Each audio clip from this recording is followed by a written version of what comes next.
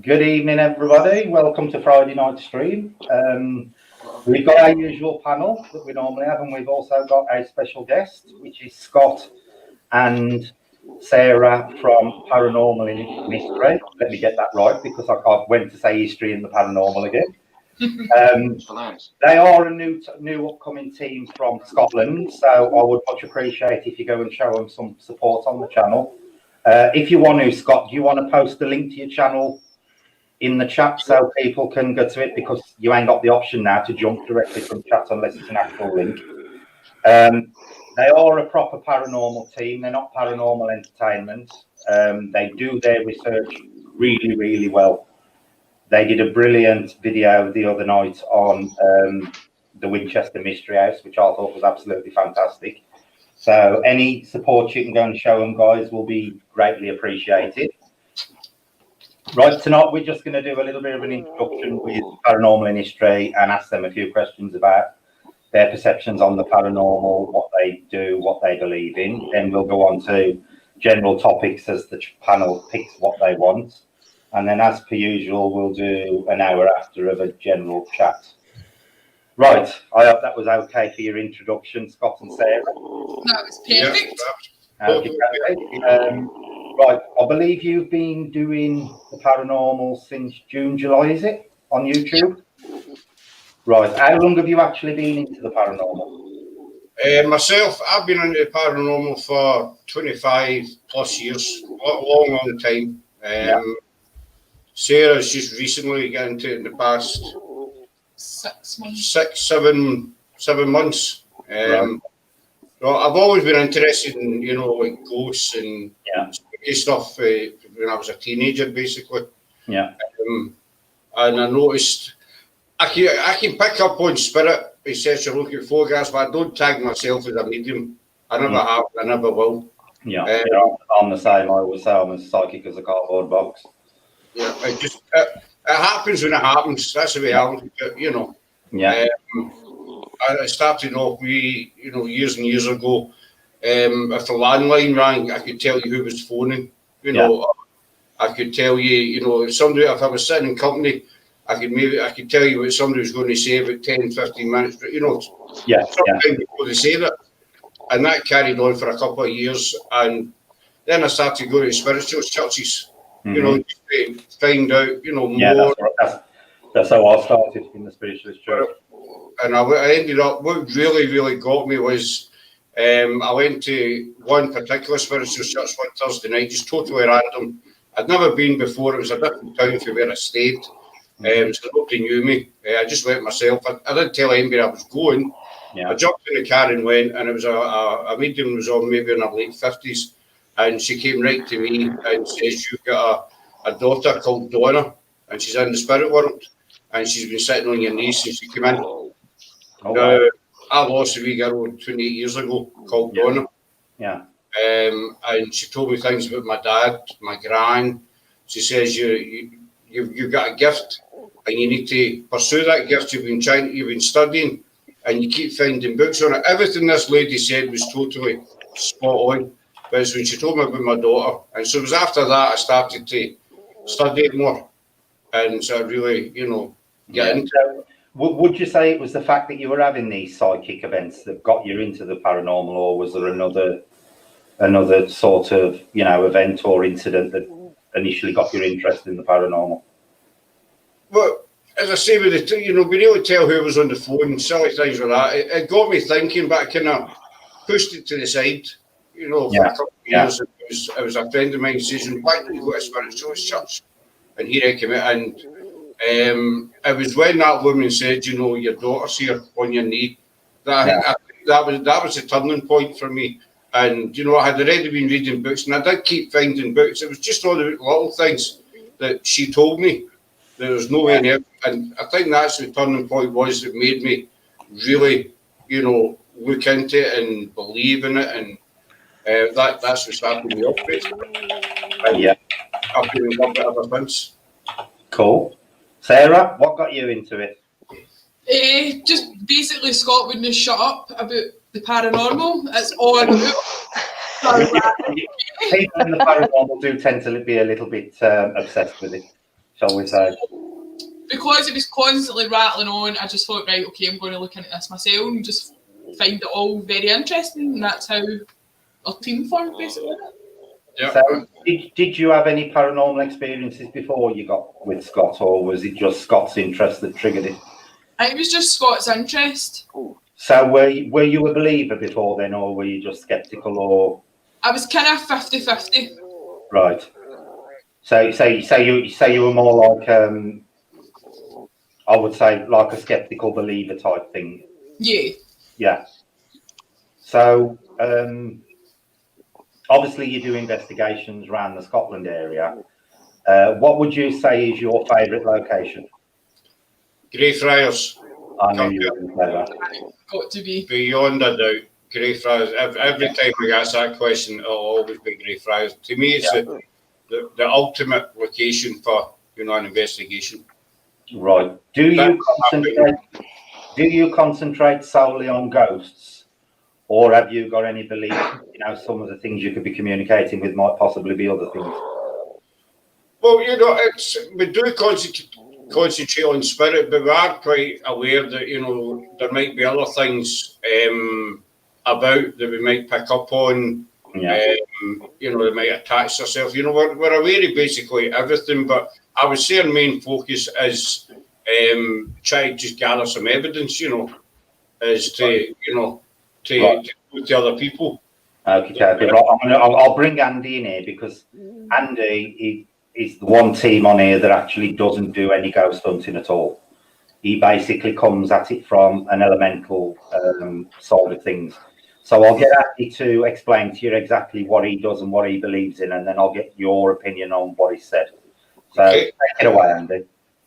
All righty. So basically, I started out in a general, paranormal ghost hunting team, and we everything we seem to be capturing. Although my cousin were really sort of intent on human spirit and stuff like that because it were his team. We're more getting photographs of inhuman looking things, really odd looking stuff, and we're getting fruit spirit box, little tiny giggles. They always seem to be childlike as well. Always, Anyway, as time went on, we disbanded from that team, and we met an entity that was following us around, and he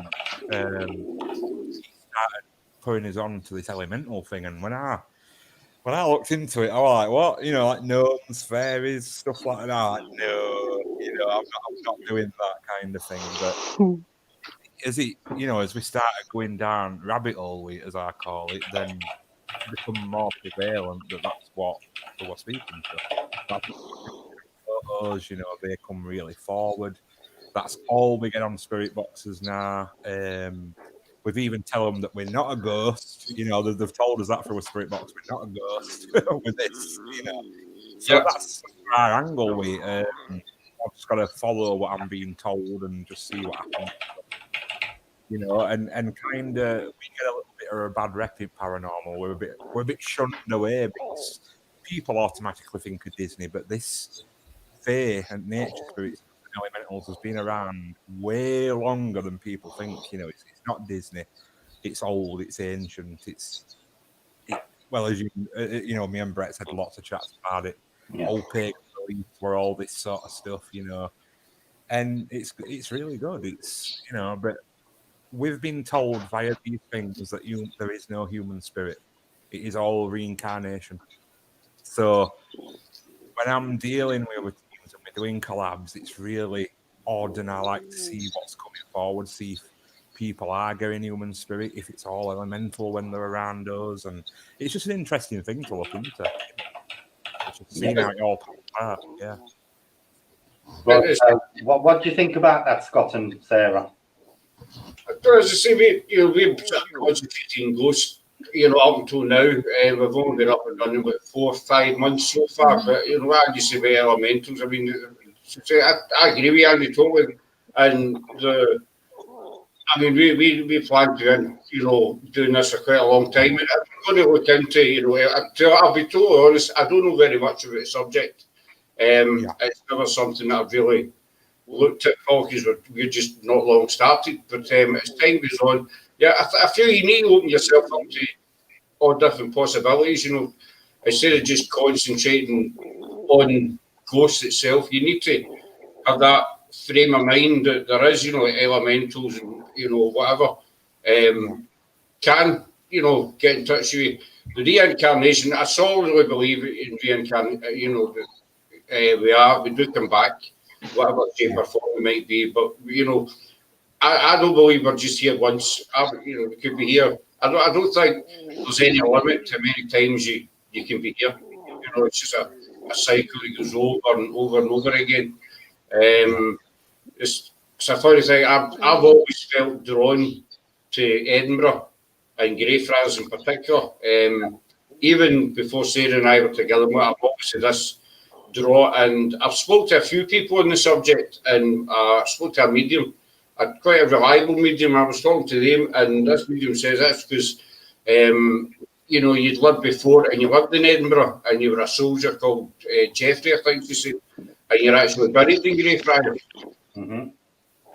So that's why you feel such a draw to the city and to that location. No, you know, as Andy says, some people think the paranormal community, you know, we're nuts, you know, we don't, you know, some of the stuff that we do, but I believe that I have been here before, and that would explain my draw to Edinburgh. So reincarnation, oh, definitely, you know. So do you believe you've ever are you consciously aware of a past life, Scott, or have you just got that feeling you've been here before? It's just that feeling I've been here before, but it's always been, you know, whenever I go to Edinburgh, I used to just go to Edinburgh, you know, get up in the morning and jump on the bus to Edinburgh, and I always had to go to Greyfriars. Whatever I was in Edinburgh, Christmas shopping, whatever I was doing, I had to go. I just felt I need to go to Greyfriars just to, you know, go and sit for a while and then, you know, go home again. So it's been that draw. But I do think I've been here before. Yeah. You know, but what, you know, as that medium says, it was a soldier called Jeffrey. So, you know, I'm not saying she was totally 100% right, but to me it made sense. Yeah. You know. Right, I'm gonna bring Sam in on this now, because Sam recently did a video regarding vandalism and paranormal teams. Do you want to give a quick rundown on it, Sam? It'd be nice to get the perspective from a new team on what their opinion is on stuff like this. Much respect for that as well, Sam. Well, yeah, a lot of respect. Yes. Yeah, thanks very much. There was an individual that lives not too far from here, the next town over, across the border, and I started off doing abandoned exploring, and I found that every time I went to a place, this guy would go a couple of days afterwards, you know, and I didn't consider it copycat, I just consider it, you know, bit of inspiration there, and he was going to these places, you know, and the only thing was recently I went to a burnt out guest house, which was a golf facility that was burnt down in 2011. And after that, he went with a friend, and it was more that friend than anything else that started going in, and you know the attitude of these young fellas coming in and kicking things and stuff like that. But he started straight away trying to rip stuff off the walls, trying to break the chandelier, trying to kick down doors and stuff like that. The minute I put an exposed video up, that channel disappeared. Unfortunately, it goes a little bit deeper than that. This guy used to shout me out a lot. And I said to him, stop shouting me out.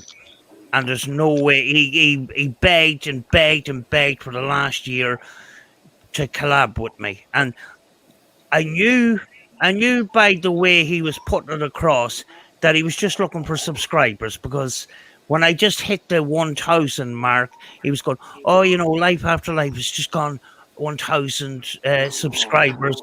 Yeah, hit me up and we'll do a collab kind of thing." And I knew behind it all, he was trying to get subs. Now, he could have got subs. Me and Rachel considered sort of going there, bringing some of our equipment. I've invested a lot of money in the paranormal, and it'd be a bit of an experience for him and stuff.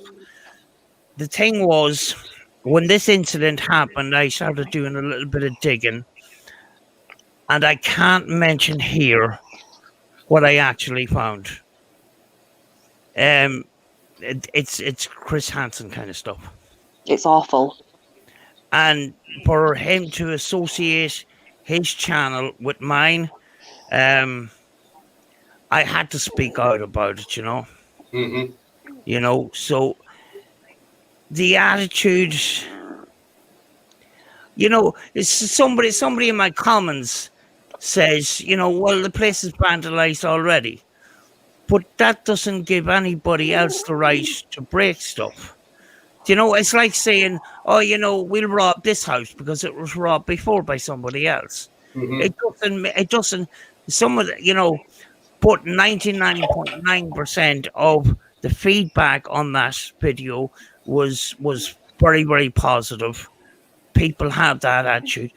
People that are doing abandoned exploring and want to make videos, that's all they want to do, is make videos and take pictures. Do you know? Uh-huh. It's very, very rare.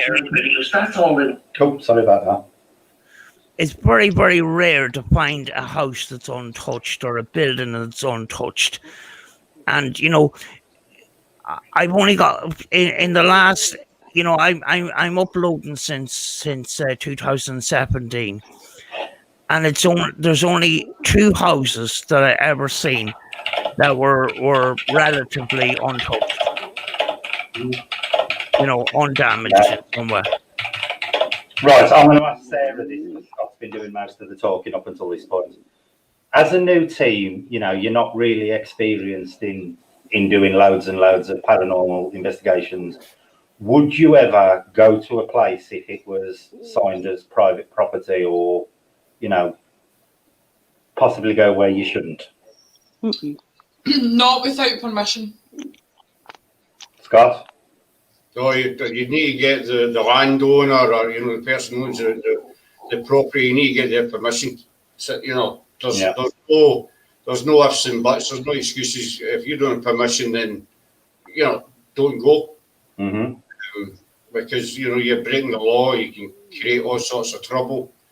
So never go without permission. Yeah. See, the problem we've got in the paranormal community at the moment is there's a lot of big channels out there who have quite blatantly put on their videos, showing them breaking into places and stuff like that. And there's a lot of urbex people that do it as well. Mm-hmm. I think urbex tend to have a little bit of a code where it's, look but don't touch sort of thing and look but don't take. And that's something we don't seem to have in the paranormal community at the moment. It just seems to be an anything goes type mentality. And it's a bit worrying that we're starting to go down that path with breaking into properties for paranormal research. For me, it's a big no-no anyway. Andy? Yeah. Obviously, I urban explore as well as paranormal. Mm-hmm. I've got both sides that on it Yeah. my belt, and it's one of these really odd situations because obviously there's some places you can't find landowners. It's impossible. Yeah. There's places that's been abandoned for over 20 years plus or whatever. Yeah. I say if it's clearly visible that you can walk in without causing any damage, go for it. But then at the same time, you've got to understand that we are people that do open things up. We won't get half the places we get. Yeah. You know what I mean? But that's up to them to do that. Yeah. That's there's no condoning, there's no saying don't do it. So it's just that's individual. It's up to them. I mean, it is tempting, you know. Sarah and I have been, we found a couple of occasions that we were just possibly to do, and we went to both of them. And, you know, if nobody's about, it is tempting to try and sneak in, but at the end of the day, it's not worth it. You know, as soon as you see that private property sign, you know, he's like, no, I'm not doing it. The vandalism and what have you, there's no excuse for that. And it gives the paranormal, you know, genuine paranormal investigation a bad name. You know, and as you say, Brett, you know, it's starting to get down that road. Yeah. So you need yourself, you know, where's it going to stop? Because eventually it's going to be all over, you know, social media and all the rest of it. So-and-so's broken here, wrecked here, and we're all going to get tapped with the same brush. Yeah. Well, see, I actually live in Rotherham at the moment. And there's a very big, very well-known paranormal channel that comes from here, from exactly the same area as me. And he was last year. He actually did a paid to attend event where I think he was charging people £10 to turn up in, unfortunately, what was a graveyard. The church got wind of it, and there was a massive backlash, to the point that basically no paranormal investigator is now allowed in that churchyard. If you're caught in there, you know, with a camera or doing anything that is any way, shape, form, possibly associated with paranormal investigation, the church will prosecute you. And this is the problem, like you were just saying. They are cutting off, you know, areas to investigate. Andy and Claire and Sam will tell you, because I presume it's the same for Sam in Ireland. A lot of the places around here are being demolished or fenced off, or they're being redeveloped. So the places we can actually go to are getting less and less literally by the month. Yeah. You know, and as a paranormal community, it's time we started to take some responsibility for the ones we've got left. You know, because if we start, you know, getting on the wrong side of landowners and stuff like that, it's going to get to the point where nobody's got anywhere to go. That's going to run out of locations. I mean, it's the same with Greyfriars. That's a top paranormal spot for investigation. But a few weeks ago, I was talking to one of the tour companies in Edinburgh about different things, and they sent me an email saying that the Edinburgh Council, had now banned investigations in the Kirkyard, even though the Kirkyard is open 24/7. Yeah. Same way investigations are now banned in it. We weren't aware of it, so we're never going to do an investigation in Greyfriars. Unfortunately as it is, I guess the ability teams will go in and just, you know, do it. I've seen a few that have still went in. If you told me that you couldn't investigate, I've seen a few, especially a few that's been live, which they've obviously went in and done it. Yeah. Well, if you go and look at you know, and I ain't saying it's all the big channels, but there are a small number of the big channels out there who actually openly show you them scrambling over fences and, you know, forcing the way through fences and stuff like that. So it can be a problem. And, you know, like I say, with that example with the churchyard, you know, that churchyard is basically no longer accessible to us anymore. Nobody is allowed in the churchyard. Right. We'll get. I don't know what religion you two are, and you know, and I ain't you know, getting into the religion side of things, but three of us on the panel are actually pagan. That's me, Claire, and Andy. Sam is Catholic, but you know, I don't know whether Sam classes herself as practicing or not, or just, you know, what I think is.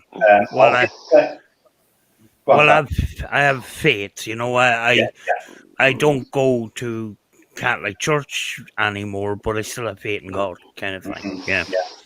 So now I'll let Claire explain to you what she does and the things she's into, because she'll come at it from a more pagan side of things, and then I'll let you two have your comments on that and see what you think. Do you mean a more weirdo kind of thing? It's not weirdo. So basically, I've always had encounters from being small, from being young. My dad died when I was 2.5.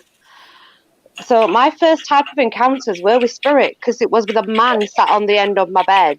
Turned out that was my dad, apparently. But as I got older, things changed. And I started seeing things that, oh gosh, do I even want to say it? Goblin type things, you know. I guess a lot of people would see them and presume them to be demons because they look ugly. They are ugly. They're not pretty, you know. They are really odd-looking beings. But the thing is I've been on this journey for, God, since I was young, and now I tend to see energy. Now, I did have this discussion. I can't remember if it was with Brett or with Andy about when the body starts to shut down, how our psychic senses become more aware. Must have been Andy. What are you that told me that, Andy? Yeah, I think so. Right. Well, I've recently, it's getting more and more with me. And the energies that I see are like different colours, like rainbow colours or white, grey, green, blue. But I've never ever encountered a shadow person or a shadow thing. I've never encountered that. More of a greyish, and maybe, yeah, but not. I've never actually encountered a shadow man, is what they would call him. I've not had that yet. But now, at the moment, I'm dealing with something that's on an ethereal level. I'm still trying to learn it myself, and I'm still trying to work it out myself. They are still saying it's the Seelie, by the way, Andy and Brett. They're still saying it's the Seelie court of the Fey realm. Okay. That's what they're saying. That's what I'm being told. But they very odd looking. Yeah, I mean, most of them do look like werewolves, but they are not. They are not. But they look like wolves. You know, they can be on 2 and they can be on 4, but they're ethereal. So they're not. You can see them, but you can't touch them. If that makes sense, it's dead odd. Right. That's the best way I can explain it. I can't really explain it any other way. So yeah, it's just energy that I see. I can't turn around and say to you that's a male spirit, that's a female spirit. That I can't distinguish that. It's just I just see energy. I don't see a male spirit or a female spirit or anything. And I am still trying to find spirit, believe it or not, because after seeing my dad, I stopped seeing spirit altogether. And I've always wanted my grandma. I've always wanted to speak to my grandma. Never, ever, ever have I managed to reach her. And I mean, I'll do a Ouija board. It doesn't bother me. I've done it since I was 14. Today, weren't we, Claire? Yeah, I'll do that. I have got a spirit box, but honestly, if you really want to know the truth, guys, I'm constantly pining for my grandma. My grandma brought me up. She was like my mum. So ever since she passed, I have pined and searched for her, because the only inkling I got was from one particular medium. She was a lovely lady. She was in a wheelchair. She was blind. And she told me, your nan's with a fae and she'll not come through. She can't come through unless you absolutely need her. If you want her, she'll not come. When you absolutely need her, she will come. So I don't know. I guess in a way I'm still trying to reach out and hope that I can find my nan, because I'm a bit lost without her. She guided me through life. Yeah. I mean, I'm not any expert at all, you know, and it clear, but to me it sounds like, you know, your gran, she has about you, you know. This is just my theory. I mean, at the end of the day, a spirit won't reveal itself unless it wants to. So, you know, your gran could be sitting on the couch next to you, but if she doesn't want to know you're there, then she won't. It's possible your gran, you know, obviously I don't know you personally, whatever, you know, but she's quite happy the way you're living your life just now, even though you know she makes it happy, and so she's the mindset that you don't need my help just now. You know, even though you're desperate to get in touch with her. It's just, to me, it's just the way spirit works, and you'll probably find that she will get in touch, and it'll probably be in the most unexpected way. It could be through a family member or a friend, you know, but you just say something and you think, wait a minute, that's my gran, you know. Yes, me and Claire were having this conversation earlier today. And I said to Claire, I have lost 2 brothers and a sister, right? I have never, in all the time I have been doing this, and it's been 35, 40, well, nearly 40 years now, I have not once had a single member of my family come through on the spirit box or anything. And it's like I said to Claire, I think it's because there's no need for them to get in touch with me. I think these people will only come through to you if they feel the need, that there's a specific reason. And I think pining for them ain't a good enough reason from their end. No, it's not. Yeah. And as we were talking about earlier on today, Claire, because I'm lost without her though. Like I feel lost, like I'm just here and I don't know. Yeah. Right. I'm going to ask you both a question now, and then I'll let everybody on the panel give you their opinion of what they think. You'll probably find Andy's of all the responses to this probably the most interesting. Do you believe in demons?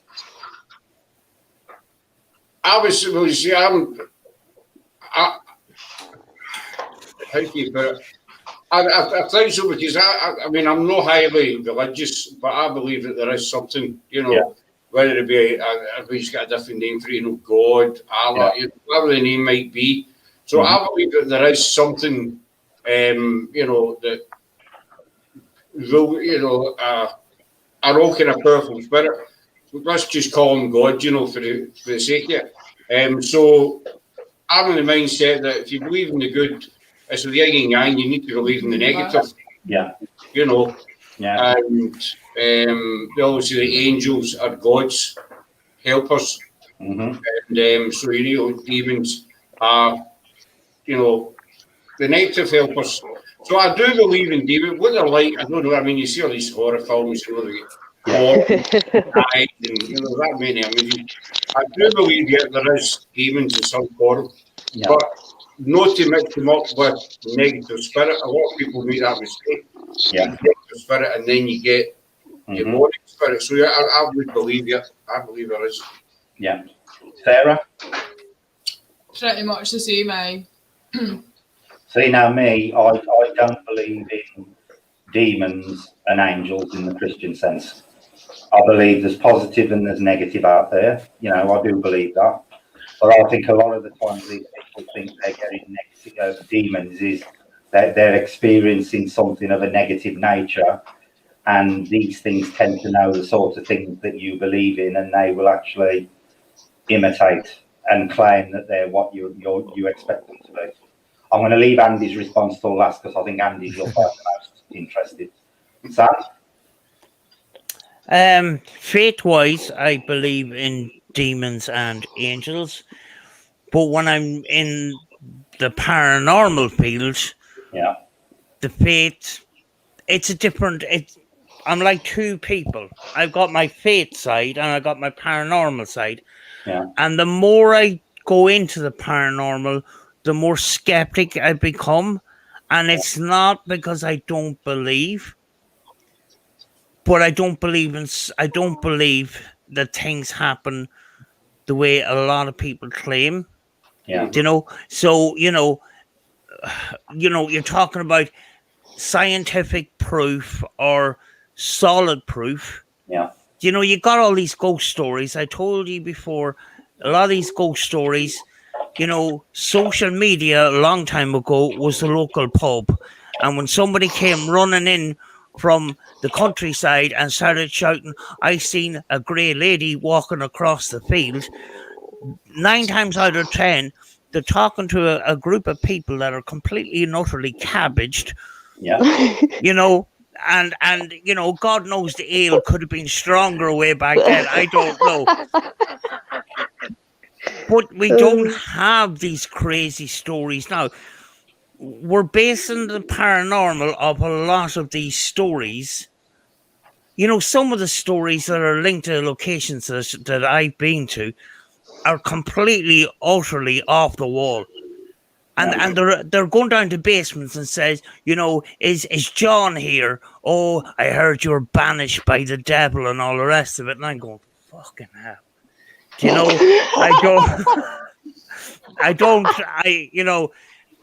maybe I might have fallen and copied people in the past, but as I've grown, Yeah. I've learned not to be a lot more skeptic in those kind of matters, you know.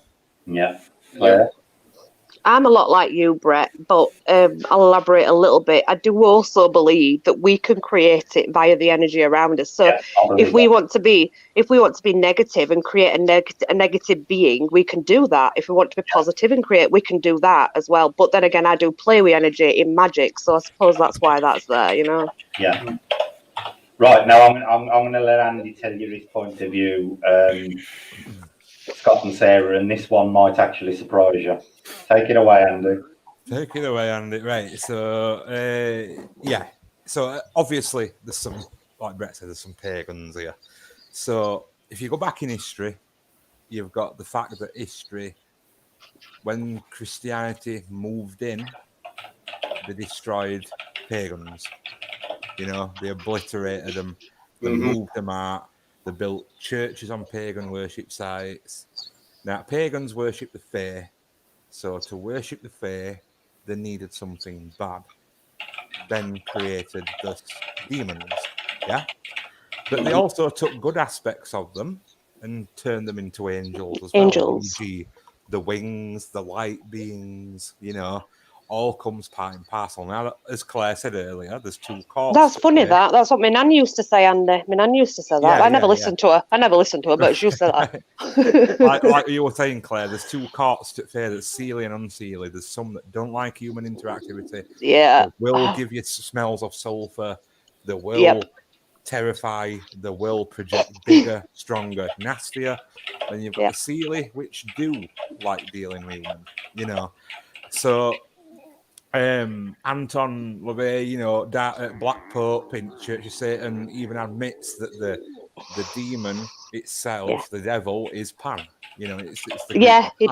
Yeah, he did. You know, it does admit it. So we believe that it's just demonizing the things that, you know, we deal with as pagans for control. It's easy control, isn't it? And for people to see a different religion and join it, and for people to perceive it as they want it to be perceived.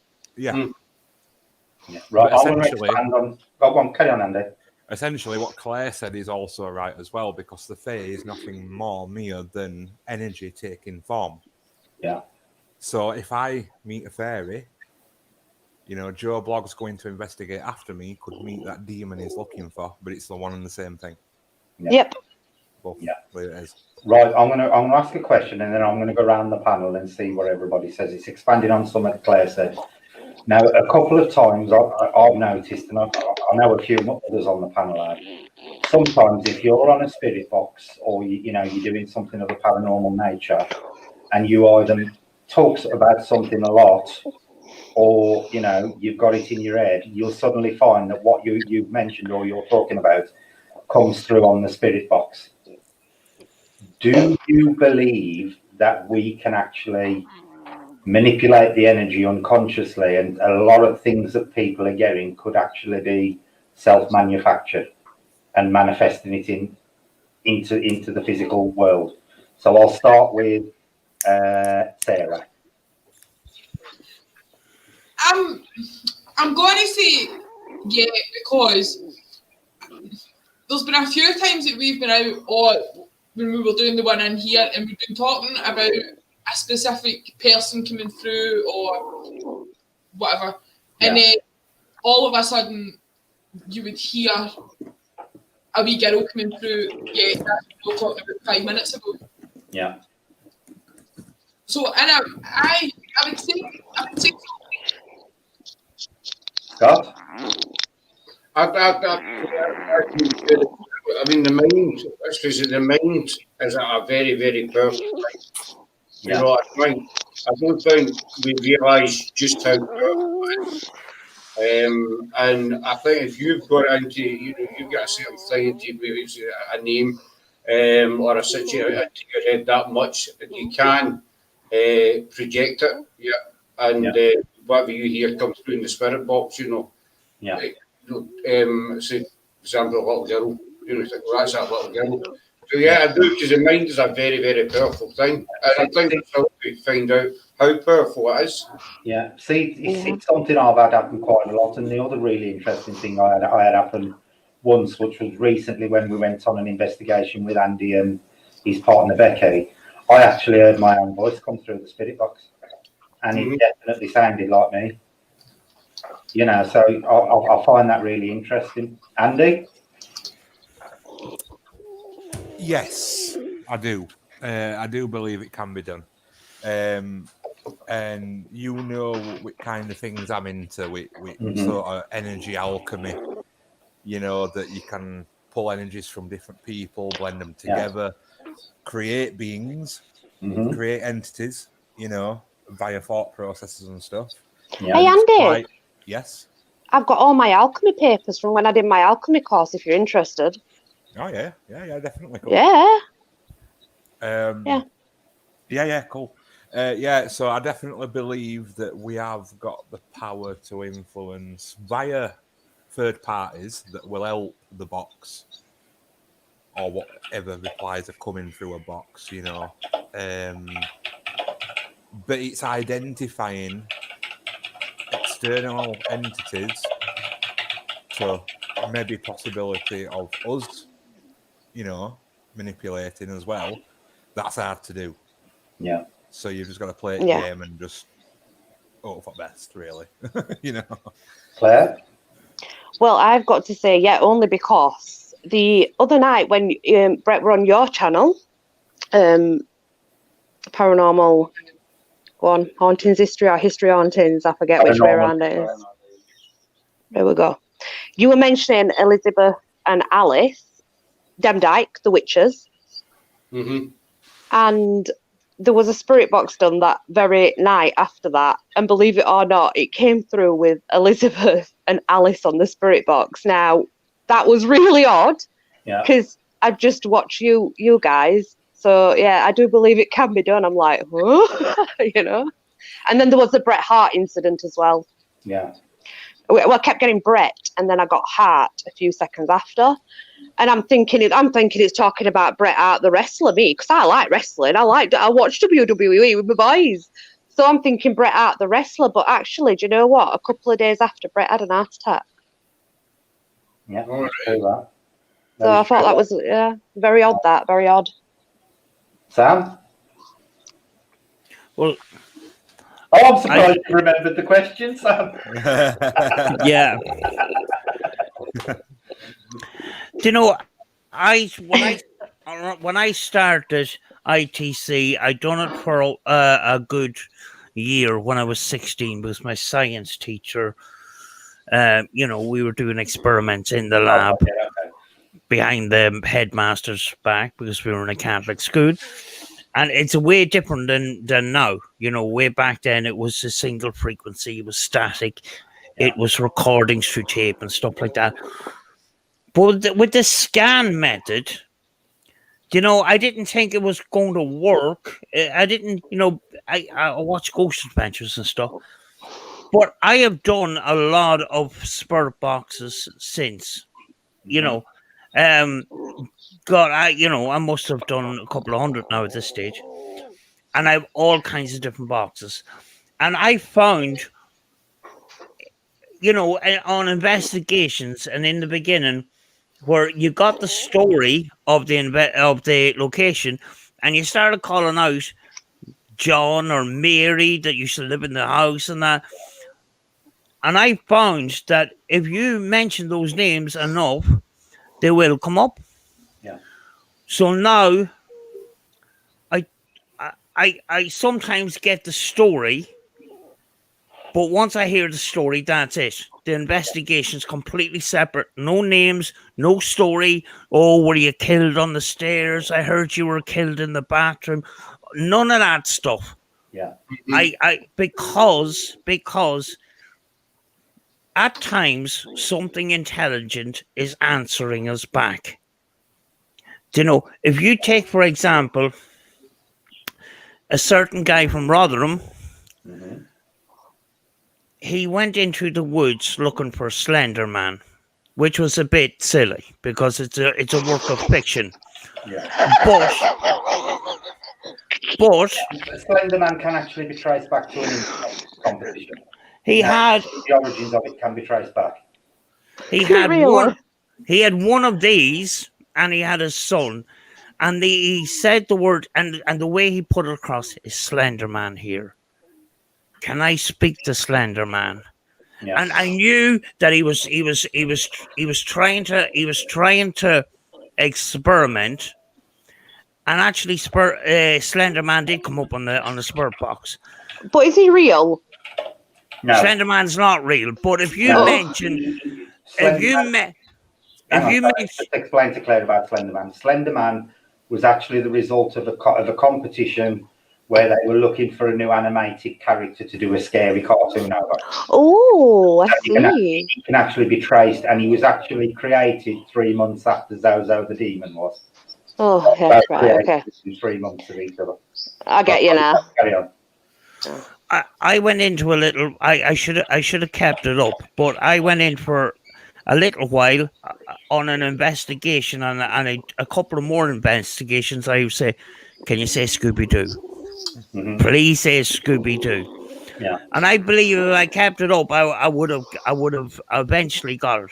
So there's something is intelligent that is answering us back, but that this is why I try to keep names out of it. I did bring names into a recent Spirit Box session. This Tom, whoever Tom is, but it seems like a lot of people that were doing the Spirit Box sessions are getting the name Tom. It's a very, very sort of a difficult one. Mm-hmm. Do you know? What is your dog doing, Claire? Nothing. I can hear a funny growling noise, and it's Yeah. I'm sorry. It is my house, but it's not my dog's. I can guarantee you it ain't my dog's. Okay. Right. I'm trying to work it out. I'm trying to work out where it's coming from, Brett. I'm listening. I'm thinking there's a funny grumbling noise coming over. Yeah, I don't know yet. By the way, the sound's coming through. It sounds like it's coming from Claire's mic. It is. Really weird. Right, Scott and Sarah, here's one for you. Would you ever use a Ouija board on an investigation? No. No. Do you want to know that why? I know a lot of people use them, and not disrespect anybody who uses them, believes in them. It's just something that I've never ever used, and I never will use. That's just my opinion on it. Mm-hmm. See, now you've got three of us on here who would, and I don't think Sam would either. Would you, Sam?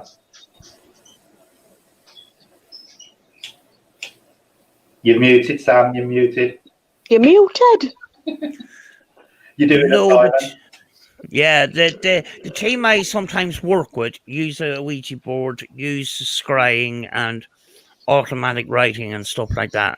Mm-hmm. And they often ask me, do you want to join in? I say, no, I'll sit out this one. Yeah. And the reason for that is you have to put 100% faith in everybody that has their hand on the planchette. Yeah. Now, 9 times out of 10, when I'm observing, I often see muscle tightening on one of those people. Now, whether it's subconscious or not, we don't know, and it cannot be proved fully.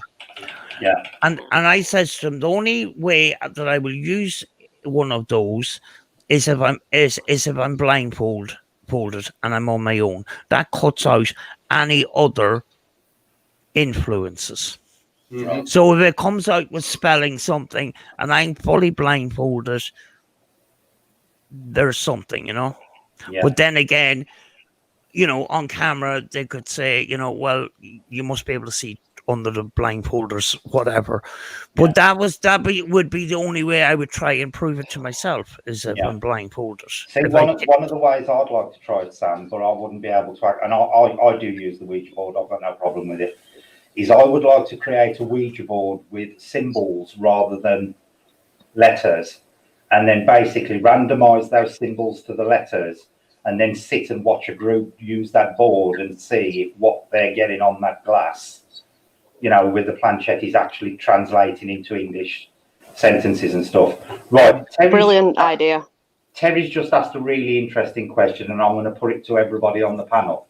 Terry says, the question she has is not what are they, but where are they? So I'll start that one with Andy. In respect to ours, on a slightly different frequency to us. Right. Claire? Same, different frequency. They move through orbs and energy and portals. Yeah, that's exactly what I believe. I believe I think every communication we get is energy based. Yeah. Or, and I know this sounds a bit far out there for some people, I do believe possibly it could be something from outer space rather than inner space. I know that ain't a popular opinion with the panel, but it is for me. Sam? No, it's not that, Brett. I do believe that, but I believe that we perceive them as aliens when they may be just us, but just more advanced. Yeah, but they're still aliens if they're not from. Well, yeah, fair enough. They are technically an alien. Sam? Well, any opinion that is knocked out there is just a theory. Do you know? Mm-hmm. You know, at the end of the day, we don't have 100% proof what they are. Yeah. Do you know? Where do you personally think they are?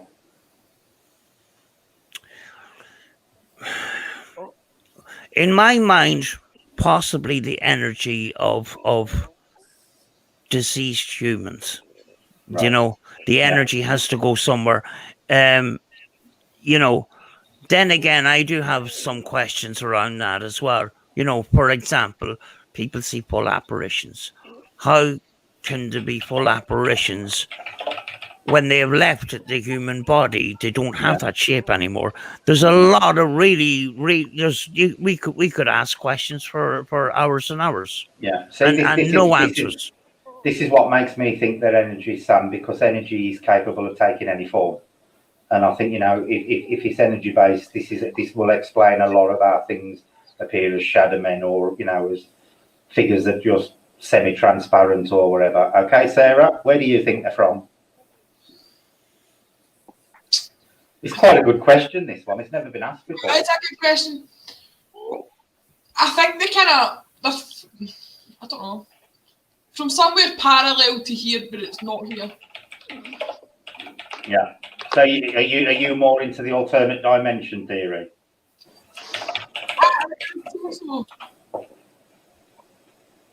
Scott?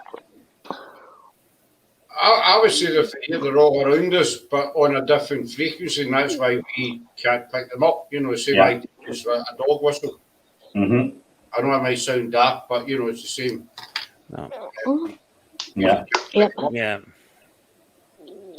Right. Pat says, do you think there's more activity where ley lines cross? For me, that's a definite yes. If you go back if you look at a lot of different belief systems, be they pagan, paranormal, whatever, you will find even going right back in pagan beliefs, crossroads are areas of extreme power. And that doesn't have to just be ley line crossroads, it's crossroads of any form. There's a lot of mythology surrounding crossroads of any form in a number of belief systems. Claire? Yeah, I believe so, right? I believe, definitely. Okay. Andy? Yeah, for sure. As you know, our call ley lines, well, a lot of our kind call them fairy roads. Yeah. So, yeah, I'm with it. Yeah. Sam? Possibly. I love that answer's awesome. That is Sam's box standard get out of jail free response. Yeah. Well, you know, the magnetic field of the Earth affects the human body. Yeah. So yeah, possibly, you know. Can I ask a question? Hang on, I'm going to ask Scott and Sarah first, and then you can ask your question. Scott? I would say yes. You know, definitely yes. Sarah? Yep, definitely. Go on then, Claire. I'm really interested in what people think of this, because when I did the crystal healing course that I did, they were talking about how obviously crystals do work on a frequency. They do have energy. They have a frequency because they're from the earth. Now, anything physical has got a right. frequency. Well, we've done nothing but dig up crystals from Mother Earth. Mm-hmm. Do you think that's affecting the energy on the earth? Yes, I do. Yes. Mm-hmm. I do, especially because there are masses of quartz, regardless of where you go on the planet. Yeah. And I think as they are, that the quartz is a way of, it's a natural amplifier for the magnetic fields of the earth. And I do believe that we could actually disrupt the balance by mining too much. And I think this could be partly responsible for things like climate change and stuff like that. Yeah, I believe that, Brett. Yeah, I believe that. Sarah? I believe it does, yeah. Andy? I'm splitting up in the responses. Go on. Yeah, I'm totally with it. Sam? Yeah. I mean, like, if as it says in another stream, I love going into these crystal shops and you see these big massive crystals. Yeah.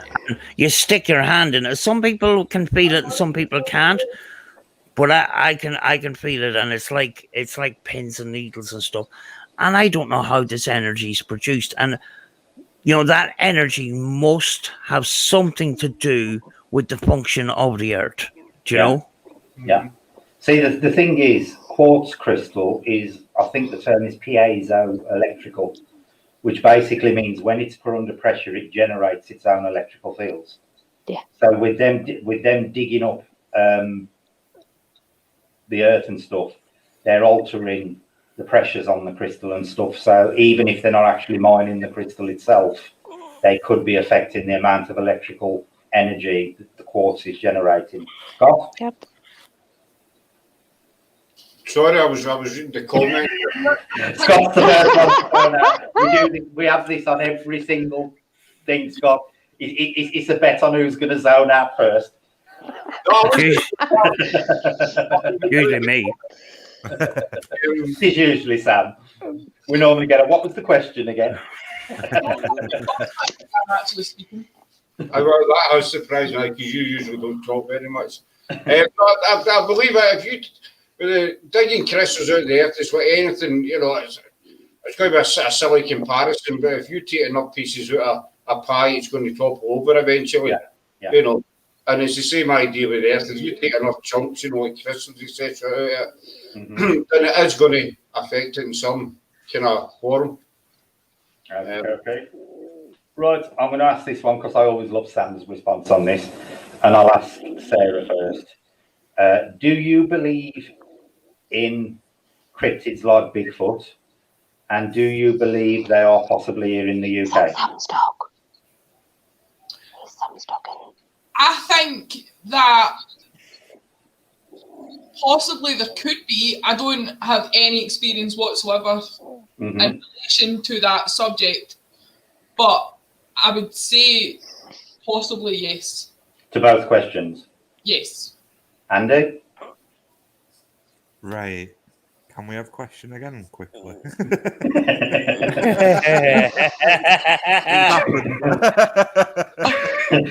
Do you believe that there are cryptids like Bigfoot, and do you believe they could possibly be resident in the UK? Okay, right. Yes-ish for the first one. Yeah. Don't know if they're physical or interdimensional. Obviously, we've had that discussion before. And yes to the UK, but in rarer spots. Yeah. I can't believe in Sam's last because I always like Sam's response on this one. Claire? Yeah, I mean, I do believe in them, but not in the same sense as most, because I honestly do believe that they're ethereal. Yeah. I mean, that's just from my experience. I've seen them like go through, just disappear basically into nothing. So, I mean, in my mind, they're ethereal because it's all I've seen. Yeah. Sam, do you believe in Bigfoot? Or the social distance world champion, yeah. Yeah. Do you know when I said big smelly monkey? Yeah. That's what I was waiting for.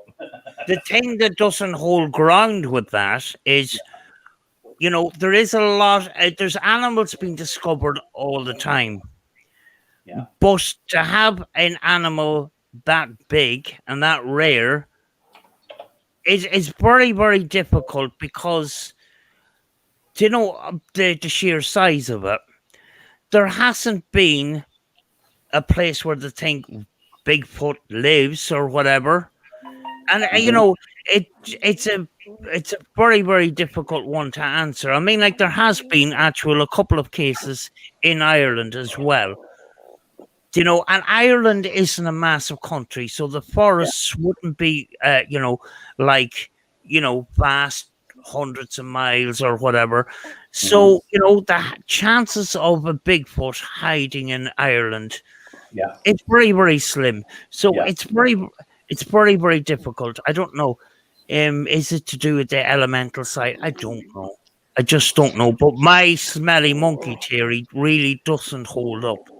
See, I do believe they're interdimensional. I don't believe they are resident here all the time. I believe they come from either an alternate dimension or from outer space, because a lot of the times they are linked a lot to UFO sightings. So, you know, I believe they're coming either through dimensional portals or they are coming by a spacecraft, for me personally, because I know there's, you know, believe it or not, you'd think that Bigfoot in UK would be most common in the islands of Scotland because, you know, it's very rural up in the islands. In actual fact, 98% of Bigfoot sightings have occurred on Cannock Chase in the Midlands, believe it or not. You know, and Cannock Chase is a large area, but it's not massive.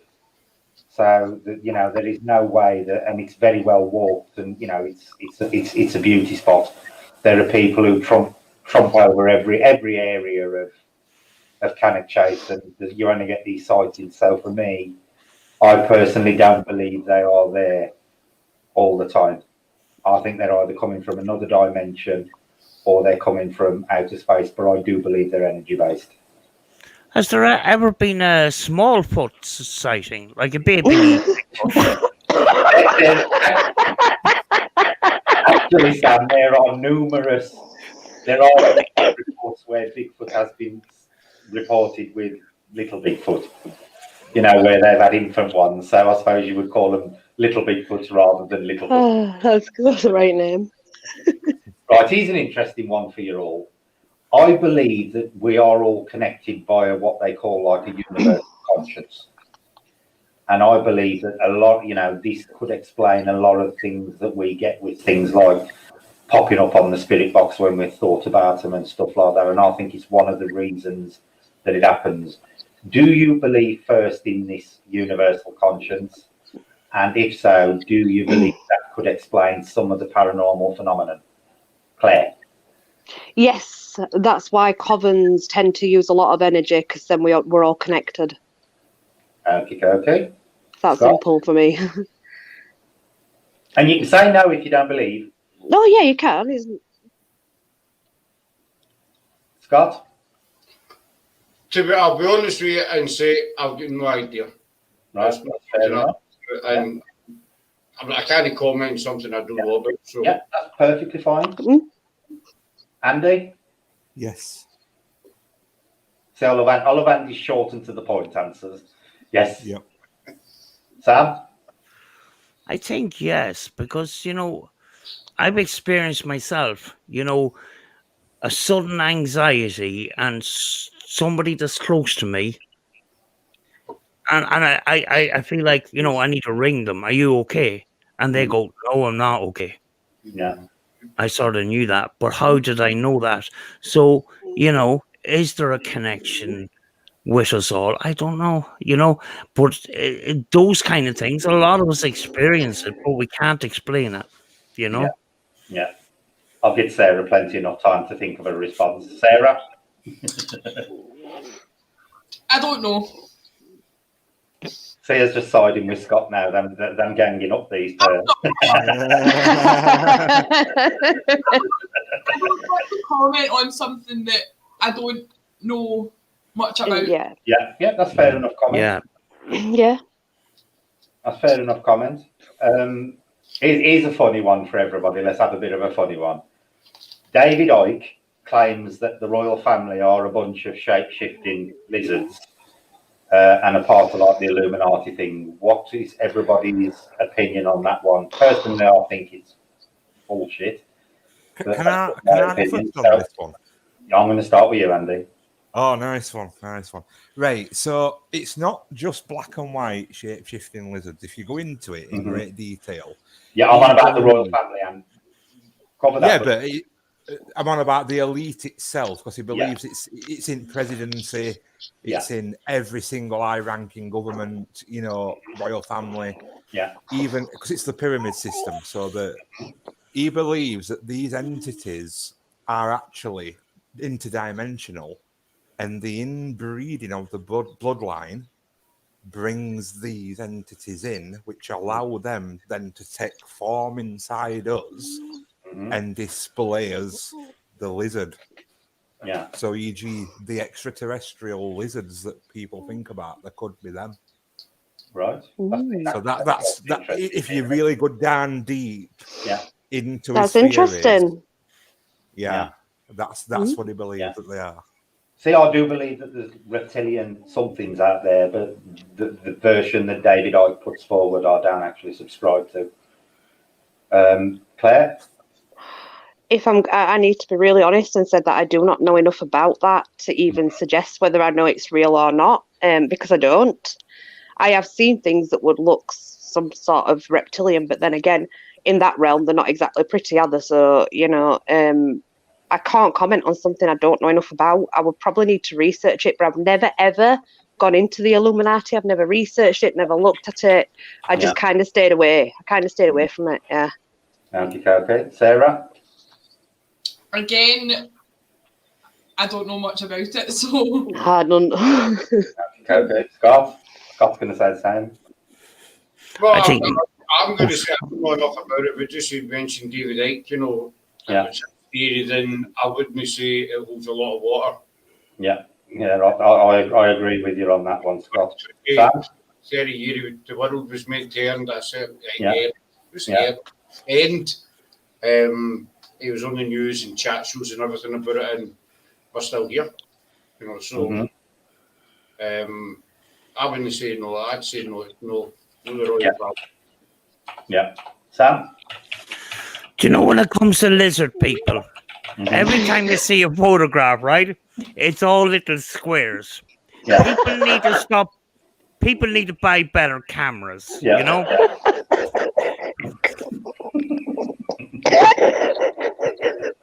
Sorry. Oh, stop setting me off, will you?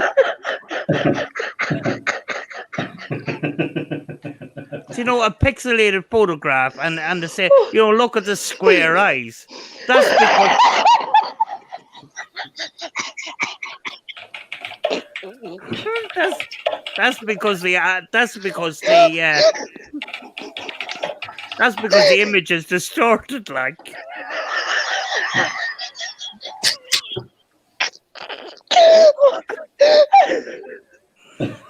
Breathe.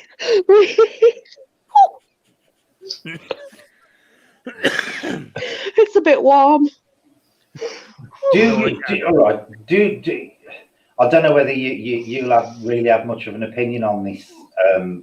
Well, you might do, Scott and Sarah, because you have been doing it for long. I'm laughing. I'm sorry. I'm laughing because I've done it with a crap camera. I've done it with a crap camera. I was terrible. I'm not going to lie. When I was younger, I was terrible. Yeah.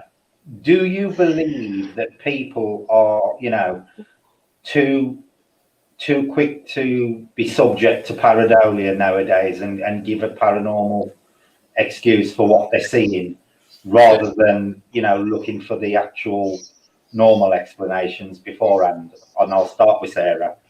Yep. See, there's a positive one. Sam? I watched the paranormal for years on YouTube. Yeah. And I wasted my time in 80% of what I watched. Mm-hmm. You know, do you believe, you know, people are too quick nowadays to get a picture that's obviously a case of pareidolia and put it out there as genuine evidence rather than investigating it properly? Yeah, very often you will see a photograph with a red circle and that, and the image is so bad quality that you can't fully, make it out and that. The thing is now there is all kinds of pareidolia, visual, audio, the spirit box is a little bit controversial in that kind of way. The apps now is added to the whole thing. There's an awful lot about it, and it's good to be skeptical. Yeah. And try, not get over. You see, as a paranormal investigator, we're not supposed to put the paranormal label unless we eliminate all other things. But sometimes we may not be able to eliminate all other things because we may not have that knowledge to eliminate those things. Yeah. So very often I won't even label stuff as paranormal because have I gone down all the other avenues before I've done that? Do you know? So yeah, there is an awful lot of pareidolia. Yeah. Andy? You see, this is a tough question in respect to all those different backgrounds and how they work. It's very subjective as well. For example, I'll just give you an example. So if I'm doing a ritual and I ask for an excessive wind to come, right, and I get a big blow through a building and it's, wind picks up, is that part of my elemental calling in, which is the air elementals, or is it just natural wind, as people would say, that's not into it? I know me and Claire would both sit there and go, that were air elementals. Yeah. Definitely. Come here, guys, give me a hug. Yeah, you know what I'm saying? Yeah. So it's very subjective. And I think Sam hit nail on the head. There's a paranormal investigator that needs to be skeptical.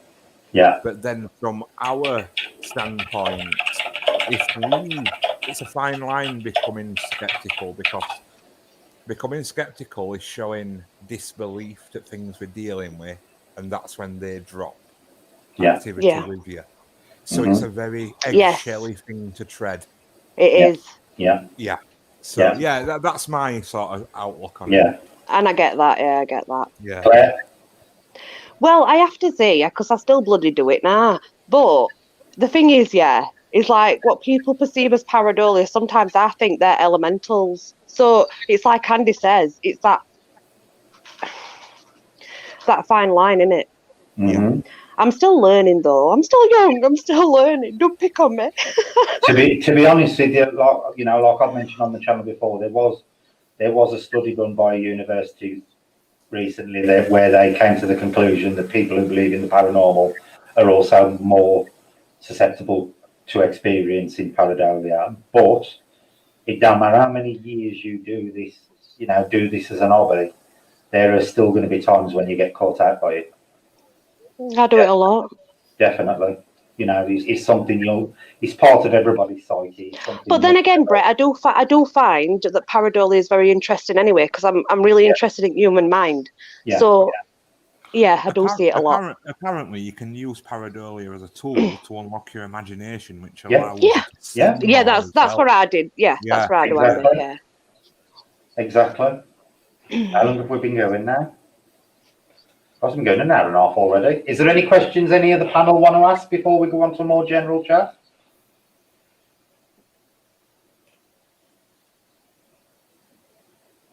Sam's got that "don't ask me" expression on. Yeah.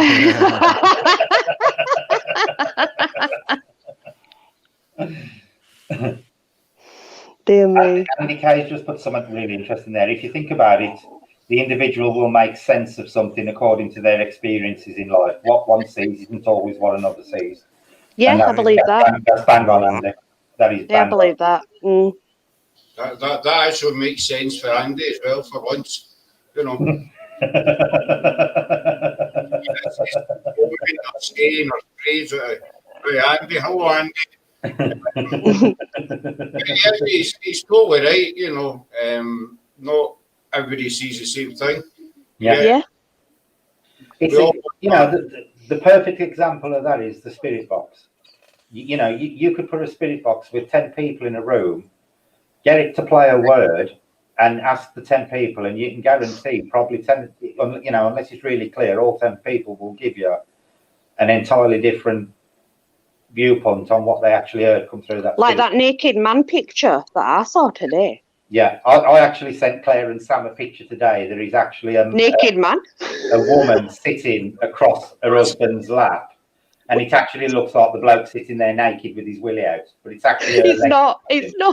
But it is honestly hang on, I'll try and put it up for you. It is actually. I did believe it was a naked man. Yeah, it wasn't. I will actually hang on. I'll try and put it up on. I'll try and screen share it. Let me get the telly on. Did you say a naked man, Sam? Did you think you were naked? No. Lee didn't. I seen it straight away. I actually had to figure out what was funny about it. Yeah. That was Lee. Lee did not see it. Yeah. I'll see if I can get it to come on.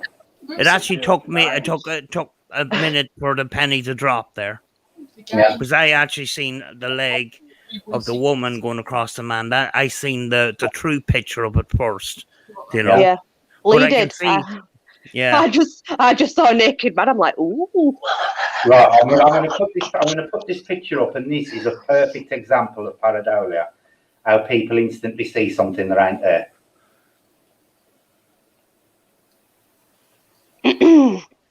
I was like, he's naked. He's naked. Can everybody see that? Looking at it, you would think he was naked. Yeah, and that is a perfect example of pareidolia. And believe it or not, if you try and post that picture on Facebook. All right, I see it in his hand, right up there. See, we've just proven live on the channel that Scott's got a dirty mind. We all have, don't worry. But even if you try and post that on Facebook, Facebook's nudity filters will actually reject that photograph. Yeah. So even AI systems are actually subject to pareidolia. Which is very interesting. Yeah. Let's hope YouTube doesn't have an issue with it.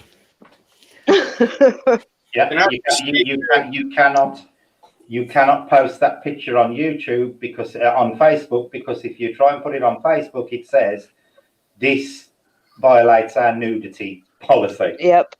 And it is actually a perfectly innocent photograph. Yeah, it is. Yeah. There's too much. There's nothing rude about it at all. Yeah, there's too much skin tones in the picture.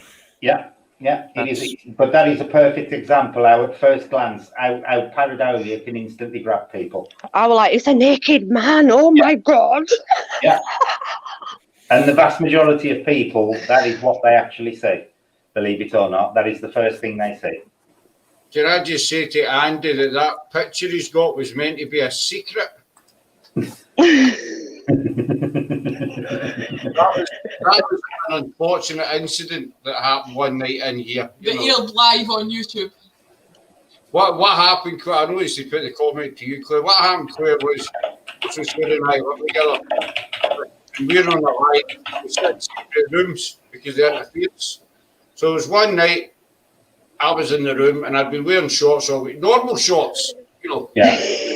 Yeah. Is there abnormal shorts then, Scott? It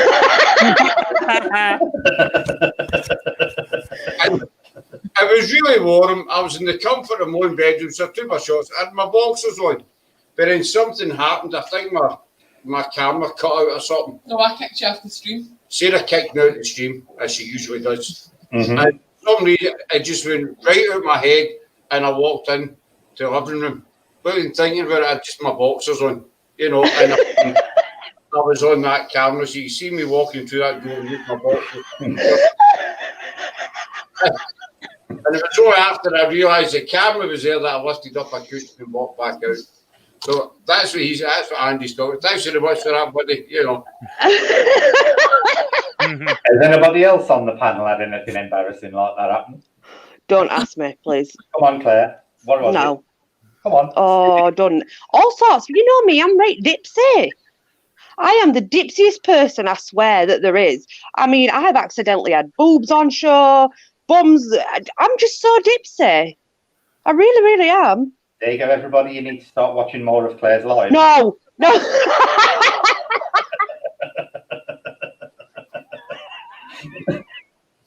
No, because you see, the thing is, I haven't realised that the camera was that it was live, but I've always took them down afterwards. I've not left them. I've ended it and just took it down straight away. Right. It is an interesting question from Away with the Fae. What do we all have in common? We've all got souls. I believe we all share it. We're all part of a shared consciousness. Sam? Yeah, I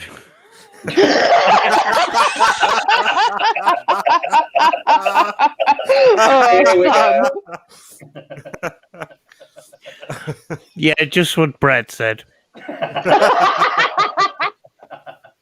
Andy? I've got no idea what we're talking about. what are we Oh God! Away with the Fae has asked the question, what do we all have in common? What in what context? I've no idea, so I've just asked the question. Oh, I've said shared conscious. I'm going to ask Sarah in a minute after you. So start thinking, Sarah. I've run away. I'm not sure. I don't know if we've all got a dog.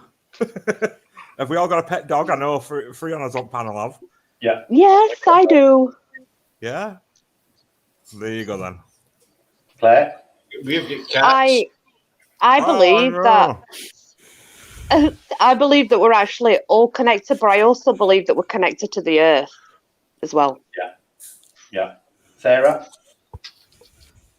I know it's an odd question. We're all interested in the same Yeah. Yeah, that's a good one. Yeah. thing. The same field. Aye, that's what I was looking for. I just said same thing. See, Pat says we all have a loving heart in common, but that ain't true because I have a swinging brick. I'm not used to talking on lives, right? No, you're doing really well, my love. You're doing really well. You're doing perfectly fine, Sarah. Honestly. Yeah, you're doing great, honestly. Brett, you know when you mentioned souls, it just reminded me of a joke.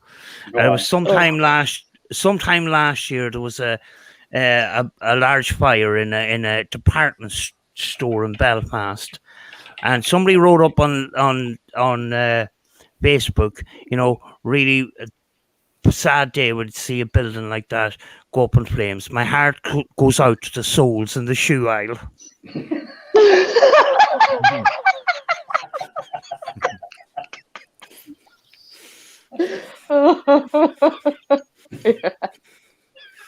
And no, Dorothy, you can't see any real naughty photos.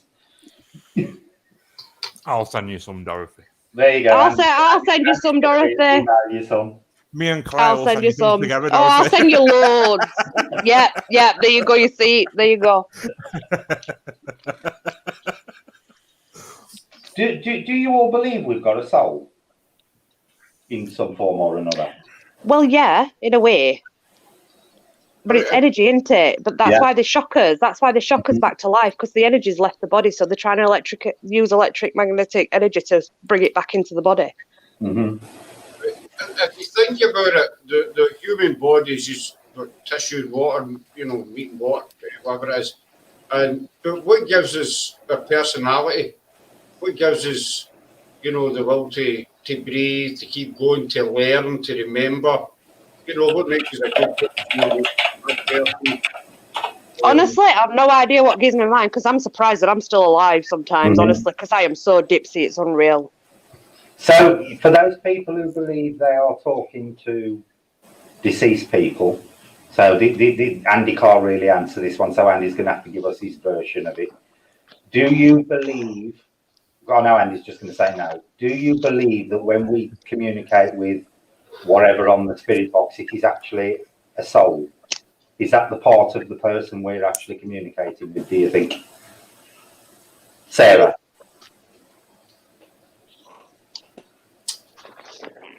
I don't know. Is that as far as you're going? I don't know. Yeah. Okay. Scott? I believe it is. I believe it is the soul, the spirit of the person. I believe that, after we pass, we take everything with us except the physical body. So I believe, one example I can give you is when I went to see that medium I spoke about earlier on, she was talking about my dad, and she described him, right down to a T, perfect description. But she also said he was he was a very clean man, he was kind of regimental man, and he always liked to push people, and he was bang on, with his personality as well. So yeah, I do believe that you're actually talking to the soul and spirit of the person that's, coming through the box. Yeah. Andy? I want to get right philosophical on you now. Are you ready? Yeah, I believe it's like more elemental things than actual soul.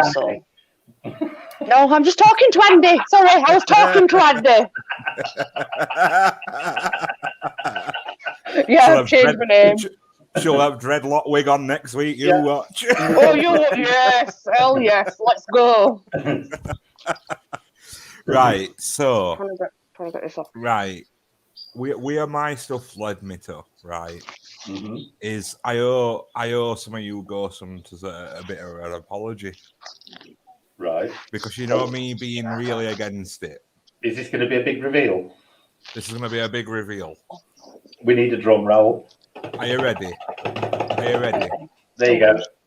I've been kind of saying it in some of my answers that you are only living in your own perception. Right. If energy is energy, then energy is energy. It has got no form. It has got no gender. It has got no personality per se. Yeah. Until the person it's dealing with perceives it to have it. Right.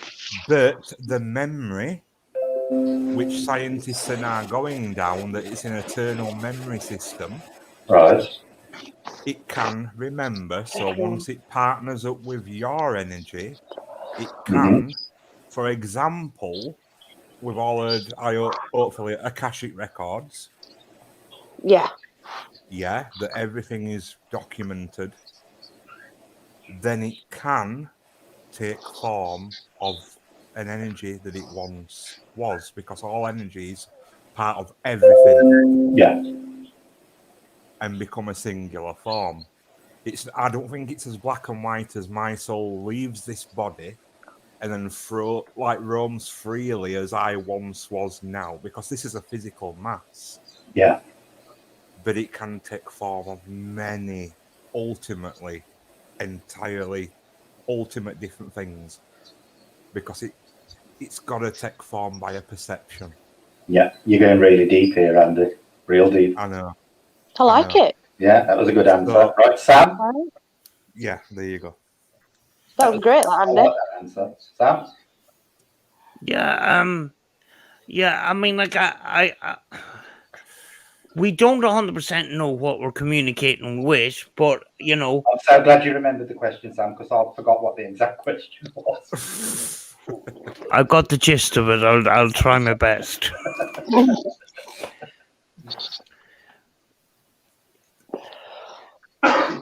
When we communicate, say we communicate through the spirit box, and say there's spirits and ghosts, the human mind has to try and put a picture to that, which we don't have.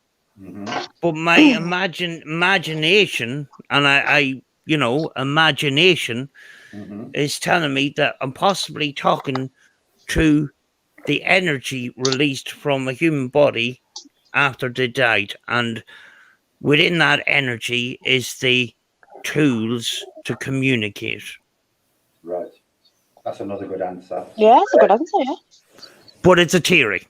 Yeah. Everything on here is theory, nothing's proven. Yeah. Claire? Well, Obviously, I don't. Obviously, I don't know. I'm not like I don't know for definite. But what I was taught was that it is kind of like a soul, but it's made up of the elements. Hence, why it's in a body. So when it leaves the actual body, you'll find that maybe it can show itself as what we were perceived to be in human form, but it's not really that. It's interchanging all the time. Mm-hmm. You know. But that's just what my nan used to say. She used to say that our soul was like the elements all blending as one, and it made up an electrical magnetic energy.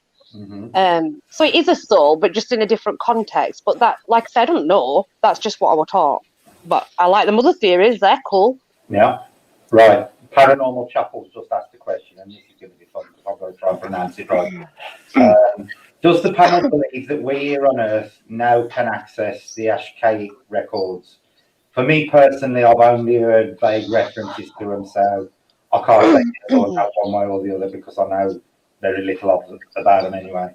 So that's my response. So now we'll ask Scott. No idea. Yeah, I'm exactly the same. Sorry, buddy. No idea. Andy?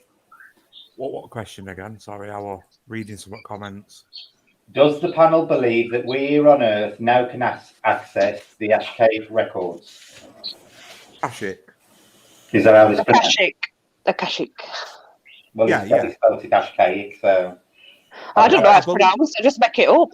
Akashic. Yeah, that's it. Yeah. I believe through training, like the Claire training, and not Claire on panel, but I'm gonna say mine's crap. Yes, I believe that we have all got ability to tap into it. Okay. I haven't, to be honest with you, I ain't really gelled up on what it is. I've heard reference to it on other channels, but I've never. It's basically a compendium of all human events, right? Past, So present, and future. So it's basically like it's a full documentation of existence. It's like species memory sort of thing. Yeah.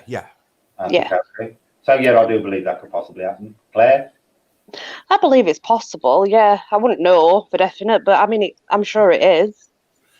Okay. Sam's looking totally nonplussed. Yeah, I'm going to come across very professional and say I haven't a clue. No. I mean, I personally believe that's what your mediums and that are tapping into. Yeah. Right, yeah. That would make sense. Yeah, I've got to be honest, it ain't an area I've ever got into. I've got to be honest. Right, I think we'll call that the end of the paranormal section of it, so we can just have a general chat now. We've been going a fair while. Right, the first thing I want to mention is there was a donation on the channel earlier in the week, a couple of days ago, a very large and generous donation. And I'd like to thank that person who donated. And basically, I've now got this, which is a DJI OM4, which is the newest DJI smartphone gimbal. So we'll be using that a lot more on the channel now. We're doing some really snazzy mouth haunted type shots. Cool. It does things like dolly zooms, where the background zooms at a different rate to the subject and stuff like that, and I can do all sorts of weird and wonderful spins. It also means as well there'll be when we start doing the outdoor stuff, which we are starting tomorrow with Claire and Lee, my filming should be a lot less shaky, hopefully. Thank you for that, Andy. It's very much appreciated. Very much appreciated. But, I just wanted people to know that any money that is coming to the channel is being spent on the channel. Simple as. Anything anybody wants to bring up or talk about? Yes, Andy. Hello. Do you still need a human sacrifice? Possibly. He thinks I'm joking. I'm being serious. I don't think we want to be sacrificing you, Claire. We'll all get kicked off YouTube. Obviously. Right. Quite generous of you, Claire, to offer yourself, that's it. Especially with Halloween coming up, Andy, we could have a very interesting druid ceremony. Oh, yes, absolutely. Can I stick you inside a burning man, Claire? Yeah, absolutely, yeah. Oh, I was suppose- going I to. suppose we could recreate the Wicker Man at the Stone Circle. yeah, that'd be awesome. I'm good for that. I like fire. Fire's good. It purifies. I was going to ask the new team a question that I forgot to ask earlier on. I didn't get around to it. No, it's not that difficult, actually. Do you think that That's Tink, people? by the way, not Tink. Go on. Do you think nowadays a lot of people are putting too much emphasis on trigger object gadgets rather than their own senses? You know, you see people coming in and they set up a stage of equipment and stuff and put a camera on it and start asking questions, and there's no silence, there's no listening, there's no looking out and stuff like that. Definitely. I mean, we use the cat balls and we use the laser grid. We just started recently using them, but I've always said in many a life that, you know, you've got all these gadgets out there, and I'm not disrespecting them, I'm not putting them down. A lot of people use them, a lot of people believe them, but to me, the best bit of gear, best bit of equipment you can have is your own senses. Brilliant. Yeah. You know, that is exactly what I believe. Andy? Can I chime in a little bit on that? Yeah. I think problem we've got here is we've got to understand as well that we're actually recording this, and people have got to trust who is hosting the video. Right? Because I'm seeing a lot of, I'm being affected. Yeah. And we all know it's very rare stuff like that happens, you know, with they're getting this extremely bad headache, and we know that somebody might have been murdered in these premises that were blunt force trauma to head, like Sam said, you know, in that funny video, you know, and we've got to really try, and we can't really 100% show his own senses through a camera. Yeah. That's true. You know, and a trigger object, when it's a trusted trigger object, you know, can deliver that to audience a lot better than what we can tell them what we're feeling. Yeah, I understand that. I get that. Yeah. So I think it's a fine line. You've got to work both in and hopefully be honest with your audience. You know, the other side of that argument as well is you've got to have trust in the equipment, because things like, you know, REM pods and REM bears and K2 meters, they all work on the belief that spirits generate EMF energy. So there's got to be the trust there in the first place that that's the case. Yeah. You know, so, you know, you see, it is a double-edged sword. I need to learn about things like that. I'll be honest with you. I don't know enough about the equipment to even suggest. That's why I've got none. You know, I'll go through all that with you, Claire. You know, it's easy enough to explain. Yeah, I mean, them all laughing about your video the other day, Sam, when you were shouting, "Get out the house" and running around. Yeah, that actually, you know, it's a good educational video, because it kind of, I'm actually, when I played that video, it kind of roasted me a little bit, because I was following what other people were doing as well. You know, so, you know, I can look back on previous videos and I can cringe. But you know, I'm in the learning process, just like anybody else. This is a question I was going to ask Sarah and Scott next. Right, I'm going to ask Sarah, because Sarah don't say much, and it's nice to hear Sarah say something.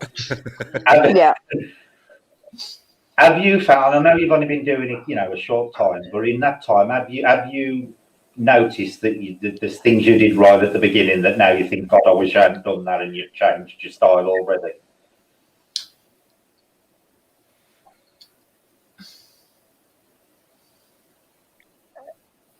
I don't know. Yes, I would say. Well, a couple of weeks ago we were at Greyfriars, and I chapped a Mackenzie's tomb, and that is something I'll never ever do again. Can you repeat that again, because you stuttered and we missed it? Sorry. A couple of weeks ago, I chapped on the door of the Mackenzie tomb, in Grey Friars. Right. And I will never repeat it ever again. Right. Okay. But other than that, I think we practically everything we do is the same. Hey, Brett asked you, not me. Now, come on, Scott, we can hear your input as well. Because I'm going to ask everybody else if they've done things that, that... We've got more equipment now. We've got more gadgets now, certainly. When we first started off, it was just me, Sarah, and the camera, basically. We didn't have anything.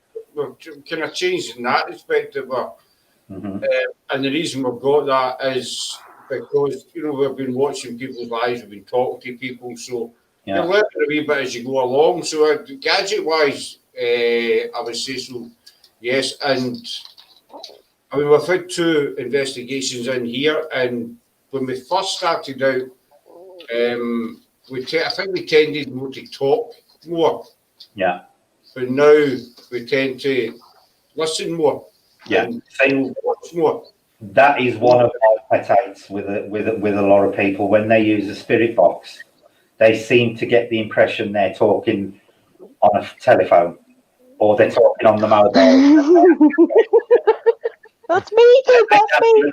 Time for a response. And it's like that they think they're on a telephone to the dead and they expect this immediate response. And if they don't get it, they're firing off another question straight away. And I've got to be honest, that was something I was guilty of when I first started. And that's one thing I've learned not to do.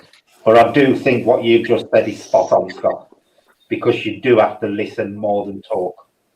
There is a couple of times where I have sort of rhymed off. If you're maybe asking a question, maybe... did you die here, for example? Then another question will pop into your head straight away. Yeah. You just kind of automatically ask it, because it's popped in, so it comes out, basically. Yeah. And that's what you've got to train yourself to do, is just keep it in your head and just leave that, that length of time. Andy? Well, this is something that you never really saw on camera from me. And it still happens, and I'm still working on it. Right.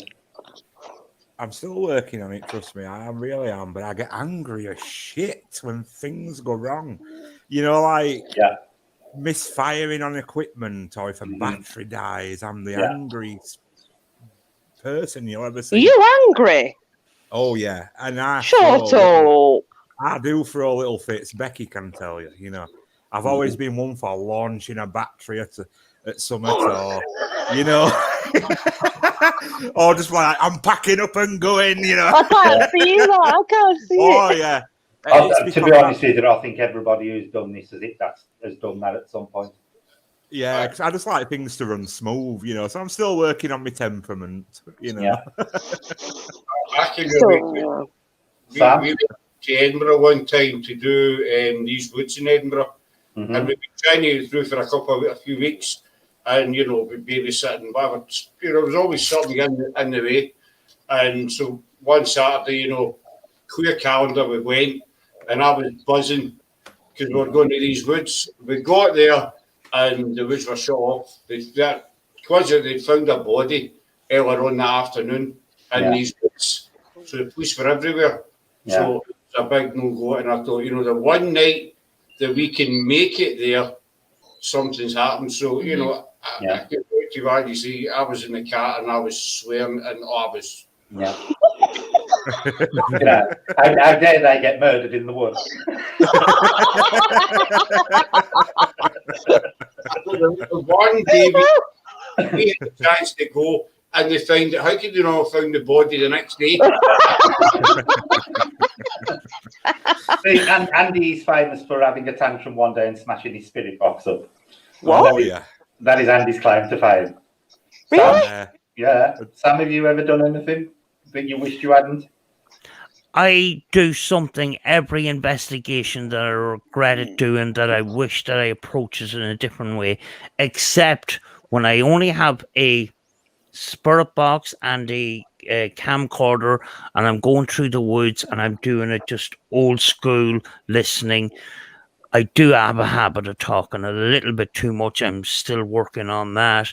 But yeah, I can roast myself, every time I go on an investigation, I can criticize myself on something, but that's learning for you, you know. That's learning, you know. Mm-hmm. I'm going to ask this question of Pat in a minute after I spoke to Claire. Claire, I know you don't really do ghost and stuff, but have you ever done something in the field that you wish you hadn't? Oh God, yeah, absolutely. And I used tell us to. something about where your clothes are on. No, my clothes were on. But I went chasing what is known as dogmen in the UK because I didn't realise that these things were ethereal. I thought they were real, like, dog people that were living in woods. So, yeah, I probably never will live that down the rest of my life. But I've grown since then. And also, I'd like to mention that I do talk too much, don't I, Brett? What were your comment now? I like how you talk to Spirit Box like you're talking to your family every day. Yeah. that was a real good way of doing it. It was a real good way of covering it. I thought it was really good. But yeah, I used to go and chase dogmen that weren't even there because they were ethereal. But at the time, I did believe that there were a race of things living in woods. Yeah, well, Sam's openly admitted a couple of times on the channel that when that Ghost Radar app first come out and Sam first got into the paranormal, Sam spent a night walking around Derry seeing ghosts. Thank you, Brad. Thank you. You've openly admitted that on the channel before, Sam. Yeah, I did. We've all I was hoping you'd forget that. Nope. Well, here's an interesting one for you all. I just want to ask this question to Pat because I thought it was quite interesting. I've got a question. Do you think it's possible to curse someone, or is it down to the person thinking they've been cursed? From my point of view, because I've got more Wiccan beliefs, I believe, yes, it's possible, but no, you shouldn't do it. But I do believe that a lot of it does have to be down to the person knowing it's been done to them, and the psychology has to kick in. And this is what I believe personally a lot of the bad side of voodoo is based on. Mind over matter. Yeah, there's so much fear generated in these island nations about voodoo that they do genuinely believe that if they are cursed, they're going to die or whatever. Mm-hmm. Yep. Sarah and Scott? Yeah, as close as mind over matter, you get you get into your head, and you're seeing that much maybe on TV, whatever, and you just constantly start thinking about it, and it just gets worse. It builds and builds and builds. And I believe it's possible, to curse somebody. Yep. Yeah. Sam? It's a difficult one. Sorry? You're always cursing. You should be an expert on this question.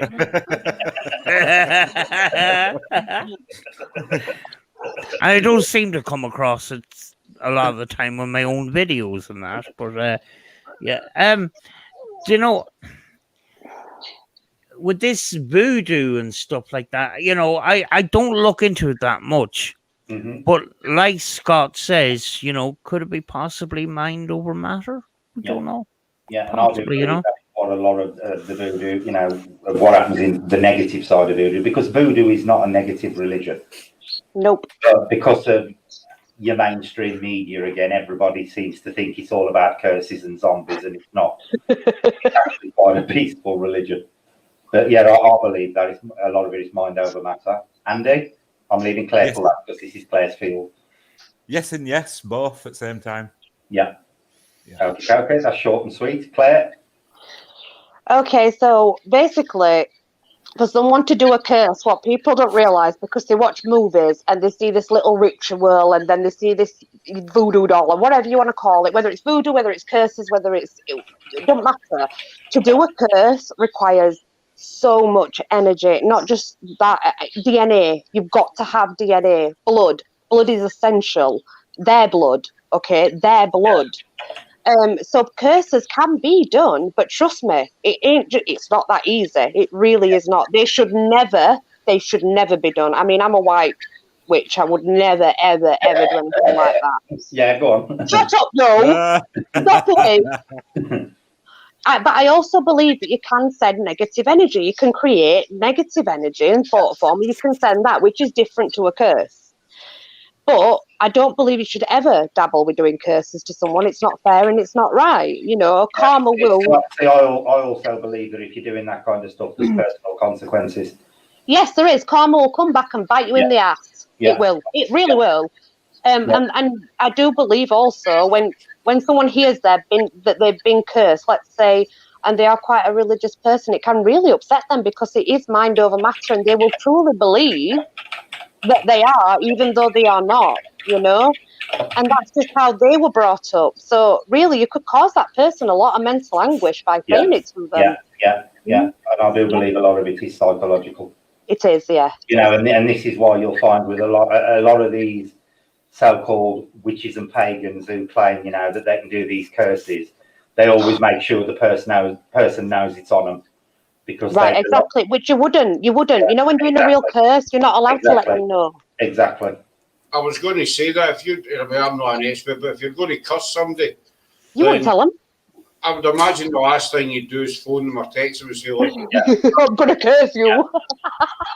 You know, I mean, you would do your thing, you know, your curse, and just let it take its course.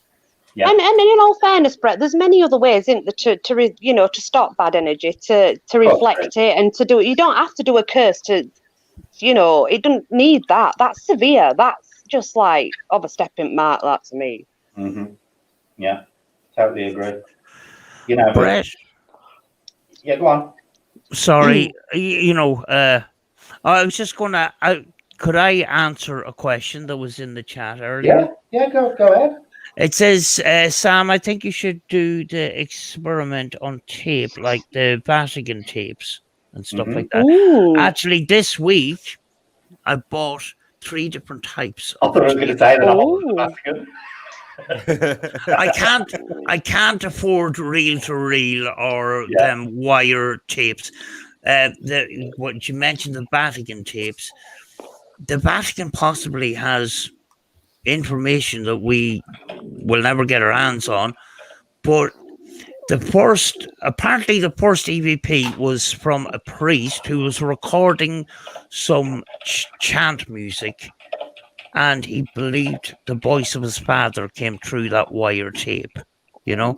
So, you know, tape recorders are getting expensive now, especially the Sony mini recorders, but I've got 3 different recorders that I just got this week and last week. So, you know, I'm going to be doing EVP work with ordinary analog tape. Yeah. You know. Cool. See, I've been thinking about this lately, Sam, and I would love to do a completely old school type investigation where there's no K2s. You know, the only thing it would be obviously you'd have to have a camera to record it, but it would be things like using, you know, chalk or using compasses and stuff like that. But I don't know how, you know, in the old dowsing rods and stuff like that. But I don't know whether people see it or not. But I have been completely a proper old school investigation. I was going to do a challenge to get equipment to do a paranormal investigation, except the camera, but you have to buy everything from the pawn shop. Yeah. Yeah, that'd be interesting. That would be a good shop. Love it. Other than Amazon, the pound shop and me are connected. I have a spiritual connection to the Poundland, I will say that. She's the only person that you spend £40 or £50 in a pound shop. In a pound shop with a trolley. I spent £180 in the pound shop one day. That was how then? Did you buy all the bug roll? Right. I bought clothes. You bought the shop. Hundreds of rubbish. We don't have clothes in our shop. We don't have Poundland. No, I don't think we do here either. We don't. No. We've got Ouija boards. They've got Ouija boards, yeah. They've got Ouija boards. Yeah. Ouija boards. Ouija boards. Ouija boards. I saw a post on on Facebook the other day where somebody was moaning they're marketed for kids apparently in the pound. Yeah, they're selling them at £1. Ouija boards, yeah. Mm. Did you not see that? There were Ouija boards for kids. They are, yeah, £1. They're they're just £1 there. It's classed as a game for kids, it says. Aye, but you can't actually get the board game, the Ouija. No, but True. they find one, I'll buy one. specifically. You've got to buy one when you find it. Yeah. Aye, I mean, it's a board game. That's good. I think we're talking about the same thing. To you, get off my camera. Get back to I can't cut you off tonight, Scott. You've said nothing. I think this is the first live we've ever done or sat together. It's an whole new experience for her, and she ain't liking it. Not liking it. I like my space to myself. She's not Yeah. like, No, I get you. I understand that. she's not liking it because she has to speak. I know. Yeah, people are asking about what the talc and stuff's for. The talc you sprinkle in doorways and places, or you can use chalk dust, and it's basically to detect things like footprints or if something's moved across. The compass is actually used a bit like a K2 meter when you ask questions, and as you ask questions, if it spins, you're getting responses, because technically a compass shouldn't actually spin once it's settled on north. The good thing about the talc as well is if you put a marble or another object on a surface and you sprinkle, you'll know if that object has moved, you know? Yeah, exactly. Yeah, and I know Scott and Sarah use cat balls, and Sam's got some, but Sam's actually come up with a good idea, which I wish a lot more of the actual channels that use them would do, is to actually place them in a tray of sand, so there's they're actually moving or vibrating. Well, what happened the last time I used them was actually the first time I used them, and I'm nearly sure that the actual cat balls don't actually move. It's the mechanism that inside that's being manipulated. Yeah. I took apart one from a pound shop, which is the rubber ones, which is harder to set off. Mm-hmm. And inside it has got a little spring switch. It's a tiny little spring, so when the vibration happens, this spring hits a little contact on the board, and it sets the light off and that. You know, even bringing the cat balls and putting them into egg cups or a little shot glass or something like that. It's to try and eliminate that the balls actually move. But you know yourself, it takes a lot it takes a lot to set them cat balls off. Mm-hmm. But mine were in sand on a beach, and they still went off. Yeah, you know. Yeah, but I do think that's a good idea to actually embed them in sand, because then it reduces the vibration down. So something has physically got to manipulate them to, for them to work. Because you can be in areas where you don't realise it, but if you can walk within a certain distance of them, and that vibration is going to be passing through hard ground, and it can trigger them. Whereas if they're embedded in sand, it acts a bit like the buildings in Tokyo where they've got them on springs and they remain static. And I think that's a brilliant idea to do with them. So, well, the thing with the cat balls, though, not on solid ground, but at the beach, you see me jump up and down and they hadn't gone off. Mm-hmm. And to move, you had to move them a good bit for them to actually go off.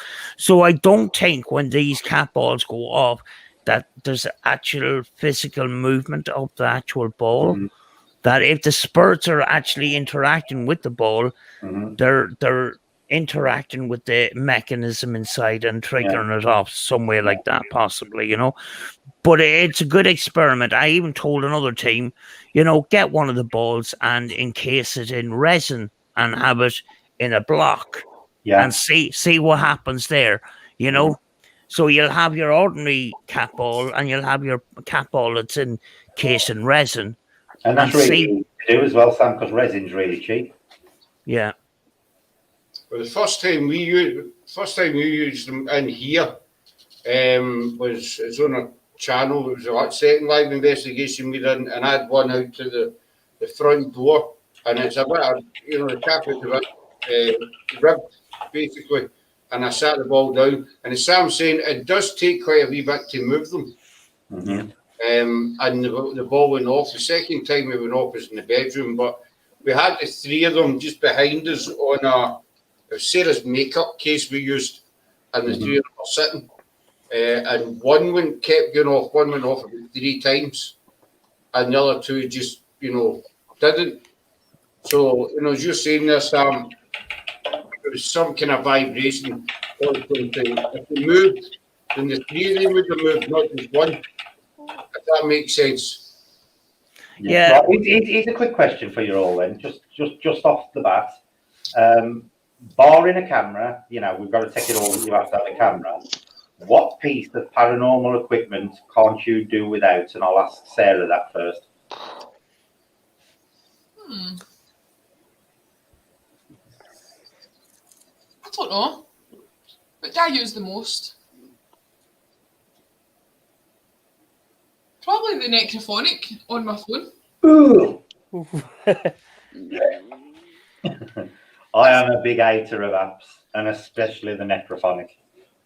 See, Scott was always kind of sceptical about them, and I was like, right, well, we could get it and try it, but we don't kind of, we don't rely on it 100%. Mm-hmm.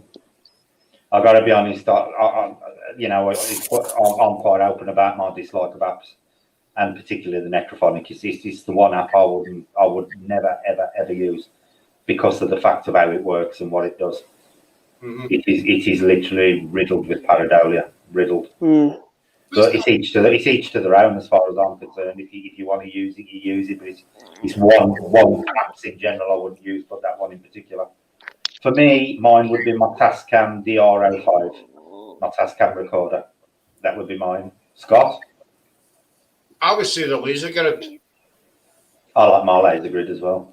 Because we got good capture in here against that wall with the laser grid. Sorry, 2 good captures on that wall with the laser grid. So I would say the laser grid. Yeah. I would just say batteries. Andy? Probably REM. Your REM bear? Yeah, my personal REM bear. Yeah. Claire? Myself. Just me, myself. Sam? Well, I like my radios, within the paranormal investigating, and when I'm doing my ITC at home, I still, there's some stuff that's come up that I can't explain, and it's blowing me away. Every so often, something comes up that is just blowing me out of the water, So I love my radios. How many boxes you currently have? 20 something, 21 or something like that. 21 spirit boxes. I've got one. On my list is a spirit box.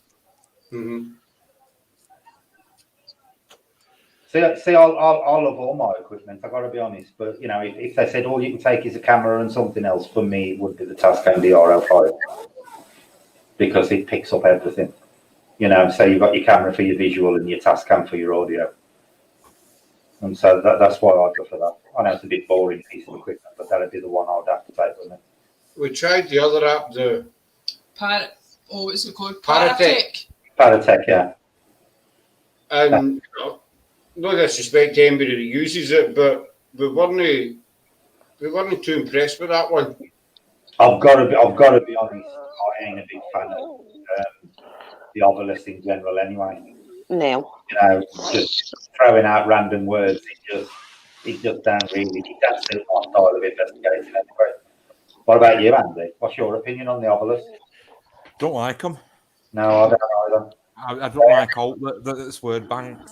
Yeah. No, I'm not bothered about stuff that's word back. I mean, when I first saw them, I'll be honest, because I knew, and I didn't know about them, I was absolutely mesmerised by them. I was like, oh my God, these are awesome. But then once people started learning me, I realised that they weren't really that good.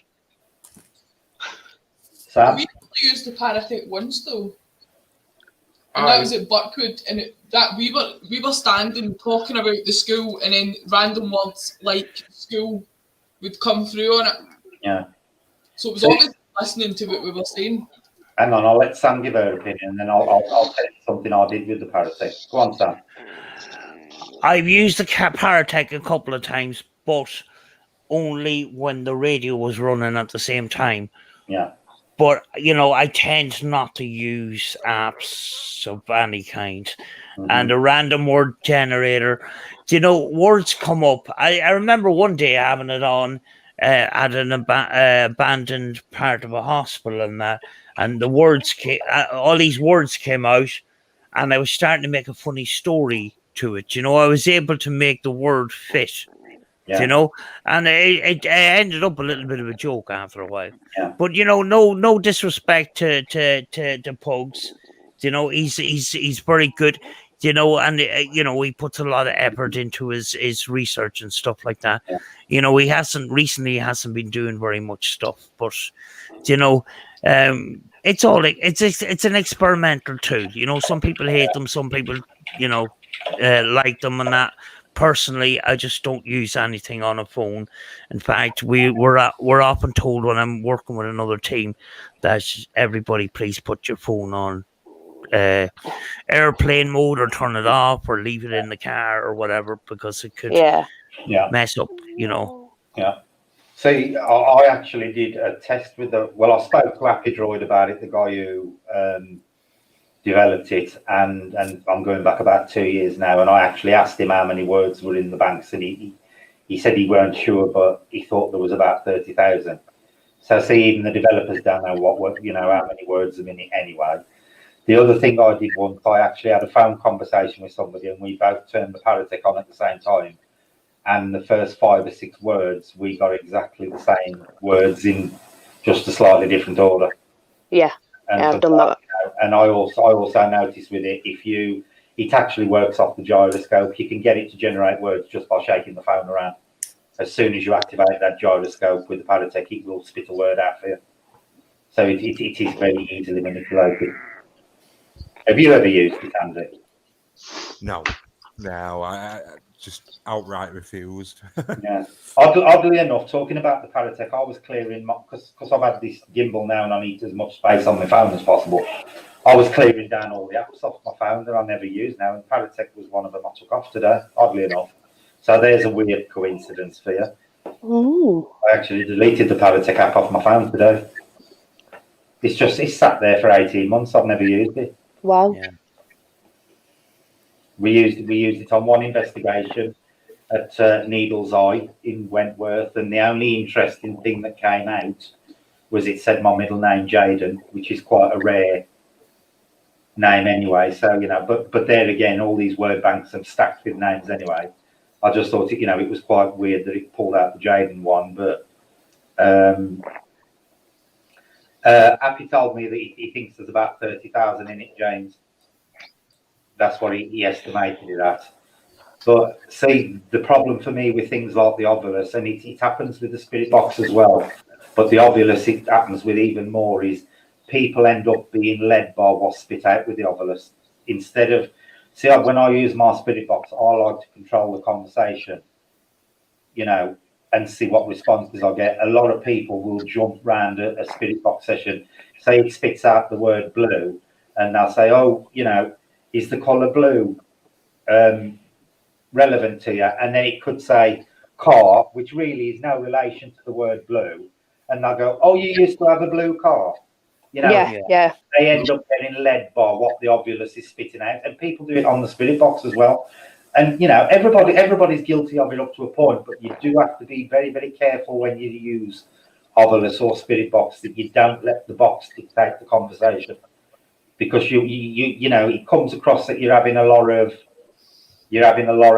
good communication, but when you actually look at it rationally, all you're doing is jumping from one random word to another.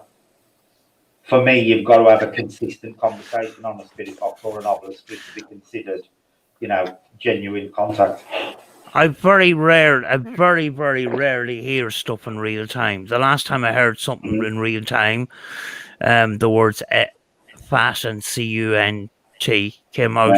Yeah. So I took it for granted they must have been talking about me. Because they asked previously why you here, you shouldn't have come, and all the rest of it. I didn't hear any of that. I was asking different kinds of questions. So it seemed to have come across that I was ignoring them, and maybe they got fed up and just called me a fat cunt. Yeah. I don't know, but it just it was so clear that both myself and Rachel were going, "What the hell was that?" You know? Yeah. You know? See, in regards to not hearing in real time, Sam, and a lot of the time you'll miss things in editing. There was a really good example of one of my last investigations I did, and it was after the gravy drinking incident. And I'd done a spirit box session at a place, and I totally missed the word, and it was Andy who actually pulled it up. Remember, Andy, when that gravy was said on the... Yeah. And it was as clear as a bell, Sam, but because I was that fixated on listening to things, I totally missed it. But when you play it back, you can literally hear the word, and it says gravy, and it is clear as day. And it was... Well, I've done that, yeah. Well, the thing is, I do regular spirit box sessions, and what I do is I just leave them. And then I review them afterwards. Yeah, that's what I do, Sam. And I do them for myself. People do listen to them, whatever they get from that well and good. I will sometimes take the spirit box and put it through editing and all the rest of it. I won't make a video about it, but the raw file, the raw session is there. Yeah. You know, and if people want to listen with headphones, I've got all mine, Sam. Everything I've ever done, I've got stored on my computer in raw file format. Well, I do a lot, believe it or not, Brett, but I just don't upload it. I don't upload it. I do it for my own benefit. I've got it recorded and saved, but I just don't upload. I just keep it for myself. Yeah. Easy. Pat's just asked a question. I'll ask everybody this one. I'll ask Sarah and Scott first. What's your opinion on dowsing rods? Never used them, but I have watched quite a wee bit on them, on documentaries and what have you, and I believe they're a useful tool. Andy? But I believe it can work. If I just think there's technical ways that you've got to do it. You know, like doing it barefoot in earth will give you better results. Than, I believe that. I believe that as well, Andy. I'm a believer in that they work. Claire? I do believe that they work. I believe you can find other things with them as well, not just, spiritual activity. But however, when we used to do them, I used to get taught to do them completely naked. I don't know why. Naked were a big thing, I think. I don't know, but yeah. Sam? I tend to stay away from them. People say that you can't manipulate them, but you can manipulate them to a certain point. When it gets to a certain point, they're out of control. Then you can't move them. You can move them over and back to a certain point, but there is something with them because I don't like using them simply because they give me pins and needles in my hands, and I don't know what that is. Is that energy? Is the energy being conducted by these rods, or is our bodies producing the energy out through the rods? I don't know. You're supposed to use dowsing rods to look for bodies, Sam. See, I've watched a few videos, and on real good dowsing rod users where they keep themselves completely rigid and stuff like that. But I have seen other videos where you can actually see them physically tilt their hands slightly forward or slightly to the side. And if you look close enough, you can tell one from the other. Here's a question. Do you guys get frustrated by the term quantum physics being used as a buzzword to sell spiritual concepts? To me, it's equivalent to Doctor Who's wibbly wobbly, timey-wimey. For me personally, it don't bother me because I do believe there are certain things that go on in the paranormal that I think quantum physics can explain. But you know, buzzwords that tend to annoy me is the type when, you know, like when the debug box was all the rage for videos and everybody was using debug box, or it was poltergeist last year, you know, and it was in every video. It's the buzzwords in the investigation trends that annoy me rather than the actual, you know, methods of investigation. Andy? Yeah, I'm pretty much same as you with that one. Yeah. Claire? Same as you, Brett. Sam? Yeah. You know, I think you know, in the paranormal field, a lot of people try to come across as some kind of expert, Mm-hmm. and I don't even know fully what quantum physics is, but some people will spurt out a lot of stuff, and you know, behind it all, they haven't a clue what they're talking about. Yeah. Sarah? I don't even know what quantum physics is, so Oh my God. there's my answer. It's basically it covers like interdimensions and stuff like that, and all sorts of weird and wonderful things. It's very technical, but it as Seago says, it is actually used as a buzzword a lot in the field nowadays. But for me, you know, I ain't so bothered about it. It's more the actual, you know, buzzwords like poltergeist and crap that annoy me. Scott? I agree with Sam. I agree with everybody, but you know, maybe quantum physics can explain some aspects of the paranormal, but as Sam says, you get a lot of these people around there, and they name it off. It's something they don't have a clue what they're talking about, and I think they just use it to make themselves kind of look good. So yeah, I agree with everybody, but you know, particularly Sam with the just, I mean, you know, Sarah and I, we're just plain speakers. We don't use fancy words. Yeah. We don't know any fancy words, so you know, what you see, we get. But we know yes and yes. So I like to keep it simple because I think you appeal to more people if you keep it simpler. If you start to get too technical and using big scientific jargon words, you start to lose people. You know, and just because they're using all these big, you know, it don't mean people are thick if they don't understand them. It just means, you know, the words they ain't encountered. But people start to feel a little bit intimidated if somebody's sitting there throwing all this jargon out at them.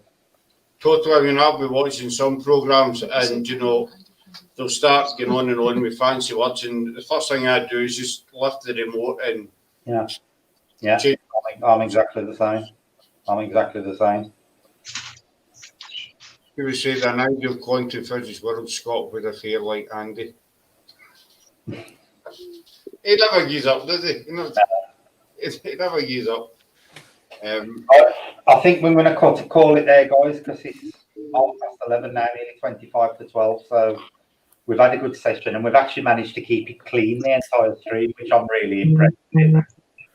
really impressed with. So I'd just like to say thank you to Andy, Claire, Sam, and particularly thanks for that, Lee, much appreciated, and to Sarah and Scott. Please do go over to the channel. Nicole, if you want to just chuck their channel link in one final time, you know, and show them a bit of support, because it's teams like this that we do need to be bringing up in you know, because there's not enough small channels on here that are actually interested in the paranormal rather than the entertainment side of it. So please do go and show them the support. So thank you everybody on the panel for coming on. Thank you. Thank you. You all. Right. I'll end the stream now, but if you all stay on, and we'll have a quick chat at the end of it. So thank you all for coming on again, because you make the channel as much as we do, and it's lovely answering everybody's questions and seeing everybody's point of view. You know, it does make this channel what it is. So thank you all, and we will see you next Friday for the live. Members will be, tier 2 members and above will be getting their first readings on Sunday as a private what's it.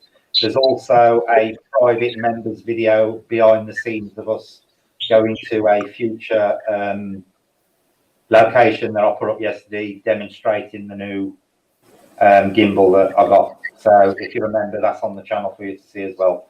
So thank you all, everybody, and we will see all on Friday, hopefully, for another round.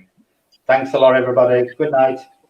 Good night, all. Bye. Bye. Night.